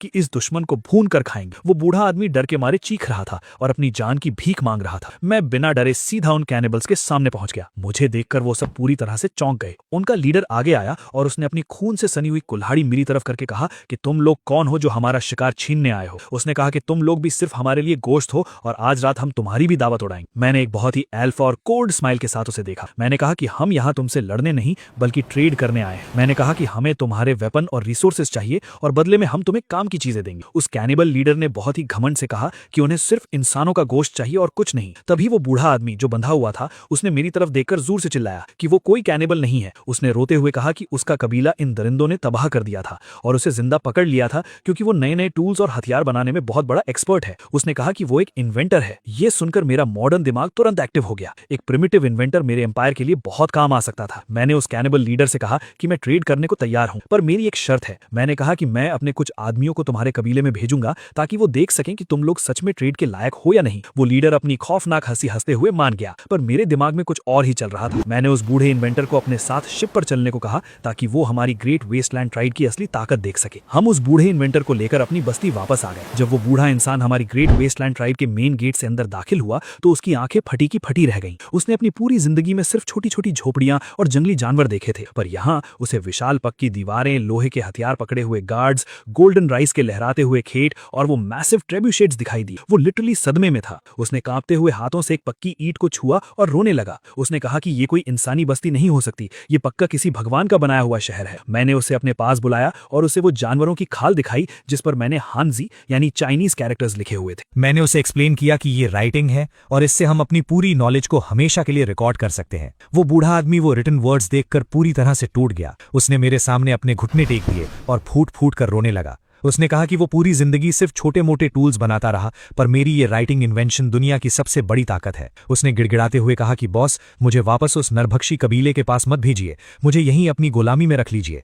मैं आपकी सारी नॉलेज को इन पत्थरों और खालों पर लिखने का काम करूंगा, मैं आपकी हिस्ट्री रिकॉर्ड करूंगा। उसकी ये डिवोशन देखकर मुझे बहुत सेटिस्फैक्शन फील हुआ। मैंने उसे उठाकर अपने गले से लगा लिया और कहा कि आज से तुम मेरी ग्रेट वेस्टलैंड ट्राइब के चीफ हिस्टोरियन हो। पर मैंने उसे एक बहुत ही सीरियस लुक दिया। मैंने कहा कि तुम्हें एक बार वापस उस कैनिबल आइलैंड पर जाना होगा। तुम्हें जाकर उस कैनिबल लीडर को बताना होगा कि हमारी बस्ती कितनी ज्यादा अमीर और ताकतवर है। तुम्हें उनके अंदर लालच पैदा करना होगा ताकि वो खुद चलकर हमारे ट्रैप में आए। वो बूढ़ा आदमी मेरा प्लान समझ गया और उसने पूरे रिस्पेक्ट के साथ अपना सिर हिलाया। वो मेरे एम्पायर के लिए अपनी जान दांव पर लगाने को तैयार था। कुछ दिनों बाद हम उस बूढ़े आदमी को लेकर वापस उस कैनिबल आइलैंड के किनारे पर पहुंचे। हमने अपना शिप किनारे पर खड़ा कर दिया। वो बूढ़ा आदमी उस कैनिबल लीडर के पास गया और उसने मेरी सिखाई हुई स्क्रिप्ट के हिसाब से सब कुछ सच सच बता दिया। उसने बताया कि हमारे पास कितने सारे रिसोर्सेज, खाना और हथियार हैं। ये सुनते ही उस कैनिबल लीडर की आंखों में लालच और खून सवार हो गया। उसने अपनी पूरी खूंखार आर्मी को इकट्ठा किया और जंगल से बाहर समंदर के किनारे की तरफ दौड़ा। उसका प्लान था कि वो हम सबको मारकर खा जाएगा और हमारा वो विशाल शिप और सारा खजाना लूट लेगा। वो बहुत ही ज्यादा ओवर कॉन्फिडेंट था। जब उसकी आर्मी समंदर के किनारे पहुंची तो उन्होंने देखा कि हम सिर्फ मुट्ठी भर लोग वहां खड़े थे। कैनिबल लीडर जोर जोर से हंसने लगा और उसने अपने आदमियों को हम पर टूट पड़ने का ऑर्डर दिया। वो जंगली भेड़ियों की तरह हमारी तरफ भागते हुए आए, पर उन्हें बिल्कुल भी अंदाजा नहीं था कि उनका सामना किससे हो रहा था। मैंने अपना सिस्टम इंटरफेस ओपन किया। मेरा ruler of the land level 2 बफ पूरी तरह से एक्टिव था। मेरे वॉरियर्स के शरीर में एक सुपर ह्यूमन स्ट्रेंथ और स्पीड दौड़ रही थी। मैंने सिर्फ एक इशारा किया और मेरे वॉरियर्स ने अपने लोहे के हथियारों के साथ उन कैनिबल्स पर काउंटर अटैक कर दिया। बॉस, वो लड़ाई नहीं थी, वो एक तरफा स्लॉटर था। मेरे बफ्ड वॉरियर्स ने उन नरभक्षियों को हवा में उछाल उछाल कर मारना शुरू कर दिया। उनके प्रिमिटिव हथियार हमारे लोहे के वेपन्स के सामने तिनके की तरह टूट रहे थे। कुछ ही मिनटों में समंदर का किनारा उन कैनिबल्स की लाशों से भर गया। उनका लीडर ये भयानक तबाही देखकर पूरी तरह से सदमे में चला गया था। उसे यकीन नहीं हो रहा था कि मेरे कुछ वॉरियर्स उसकी पूरी खूंखार आर्मी को कैसे काट रहे हैं। अपने आदमियों को इस तरह मरता देख वो कैनिबल लीडर गुस्से से पूरी तरह पागल हो गया। वो सच में एक बहुत ही जायंट और मस्कुलर मॉन्स्टर था। उसने अपनी भारी और नुकीली भाला उठाई और पूरी ताकत के साथ मेरी तरफ दौड़ा। उसकी आंखों में खून सवार था। मुंहोंग ने चिल्लाकर मुझे अलर्ट किया कि बॉस, वो लीडर बहुत खतरनाक है, बच के रहना। मैंने बहुत ही कामली अपना सिस्टम इंटरफेस ओपन किया। नेम लू याओ, स्ट्रेंथ 64, एजिलिटी 14, डिफेंस 10, स्पिरिट 113। मेरे पास जितने भी स्टैट्स पॉइंट्स थे मैंने वो सारे के सारे डायरेक्टली अपनी डिफेंस एट्रीब्यूट में एलोकेट कर दी। मेरी मसल्स और मेरी स्किन अचानक से किसी अनब्रेकेबल स्टील की तरह सख्त हो गई। वो कैनिबल लीडर अपनी पूरी ताकत के साथ वो नुकीली भाला सीधा मेरी छाती पर दे मारी, पर जैसे ही वो भाला मेरी स्किन से टकराया वो भाला वहीं से टूटकर 2 टुकड़े हो गया। वो लीडर धक्के से पीछे गिरा। उसे अपनी आंखों पर विश्वास नहीं हो रहा था कि कोई इंसान बिना आर्मर के इतने भयानक वार को कैसे रोक सकता है। वो डर के मारे कांपने लगा। मैंने एक बहुत ही खौफनाक और शैतानी स्माइल के साथ उसकी तरफ देखा। मैंने कहा कि अब मैं तुम्हें दिखाता हूं कि असली तबाही क्या होती है। मैंने अपनी कमर से वो डायनामाइट का बंडल निकाला जो मैंने सल्फर और एनिमल फैट से बनाया था। मैंने अपनी उंगलियों से फायर स्पेल एक्टिवेट किया और उस डायनामाइट की रस्सी को आग लगा दी। वो रस्सी फुसफुसाते हुए जलने लगी। मैंने वो डायनामाइट का बंडल पूरी ताकत से उन बचे हुए कैनिबल्स के बीच में फेंक दिया। अगले ही सेकंड एक ऐसा भयंकर और कान फाड़ देने वाला धमाका हुआ कि पूरा आइलैंड हिल गया। आग की एक बहुत बड़ी मशरूम क्लाउड हवा में उठी और वहां मौजूद सारे के सारे दुश्मन हवा में उड़कर चीथड़े चीथड़े हो गए। वो खौफनाक धमाका देखकर जो कुछ कैनिबल जिंदा बच गए थे उनकी रूह कांप गई। उन्होंने अपने सारे हथियार जमीन पर फेंक दिए और मेरे सामने घुटनों के बल बैठकर रोते हुए अपनी जान की भीख मांगने लगे। हमने उन सबको पकड़ लिया और शिप में लाकर हम उनको हमारी ट्राइब में ले जा रहे थे। वो लोग रो पड़े कि प्रिमिटिव रूल्स के हिसाब से उनका मरना तय है। म्यू हॉम ने अपनी लोहे की तलवार निकाली और गुस्से में कहा कि बॉस, ये बूढ़ा आदमी ही धोखेबाज है। इन नरभक्षियों को जिंदा रहने का कोई हक नहीं है। हमें इन्हें भी इसी वक्त मार देना चाहिए। ये बोलकर उसने हमला कर दिया, लेकिन मैंने उसे रोका। मैंने उन कैदियों को देखा। मैंने कहा कि मरे हुए लोग हमारे किसी काम के नहीं हैं। हमारी ग्रेट वेस्टलैंड ट्राइब बहुत तेजी से फैल रही है और हमें अपने खेतों में काम करने के लिए, पत्थरों को तोड़ने के लिए और नए शहर बसाने के लिए बहुत सारे मजबूत मजदूरों की जरूरत है। मैंने डिक्लेयर किया कि आज से ये खूंखार नरभक्षी सिर्फ हमारे गुलाम हैं और इनकी पूरी जिंदगी हमारे एम्पायर को बनाने में खर्च होगी। हम सब जब ट्राइब लौटे तब सब ने काम स्टार्ट कर दिया। चीफ यू प्यार से मेरे कंधों में आ पड़ी और कहा, तुम सच में लाजवाब हो, इतने सारे लोगों को काम में ले लिया। वो बहुत खुश थी। बाद में मैंने उस बूढ़े को कहा कि अब तुम्हारा काम शुरू होता है। तुम्हें मेरी इस जीत को, मेरे इस एम्पायर के बनने की पूरी कहानी को उन पत्थरों और खालों पर अपने लिखे हुए शब्दों में हमेशा के लिए दर्ज करना है। वो बूढ़ा इंसान रोते हुए मेरे सामने झुक गया और उसने कहा कि बॉस, मैं आपकी इस महान हिस्ट्री को अपनी आखिरी सांस तक रिकॉर्ड करूंगा। मैं चीफ यू के साथ था और आसमान की तरफ देखने लगा। मैंने एक ठंडी गुफा से शुरुआत की थी और आज मैं इस पूरी प्रिमिटिव वर्ल्ड का सबसे बड़ा एम्परर बन चुका था। मेरा सिस्टम मुझे अभी और भी बहुत सारी पावर्स देने वाला है और आज लू याओ इस प्रिमिटिव वर्ल्ड का एब्सोल्यूट गॉड बन चुका था और ये तो बस शुरुआत थी। हे दोस्तों, इस वीडियो को देखने के लिए आपका बहुत बहुत शुक्रिया। प्लीज इस वीडियो को लाइक और शेयर जरूर करें। तो प्लीज इस वीडियो को अपना पूरा सपोर्ट दें और ऐसी ही नई नई स्टोरीज के लिए चैनल को अभी सब्सक्राइब कर लें। मिलते हैं अगले वीडियो में।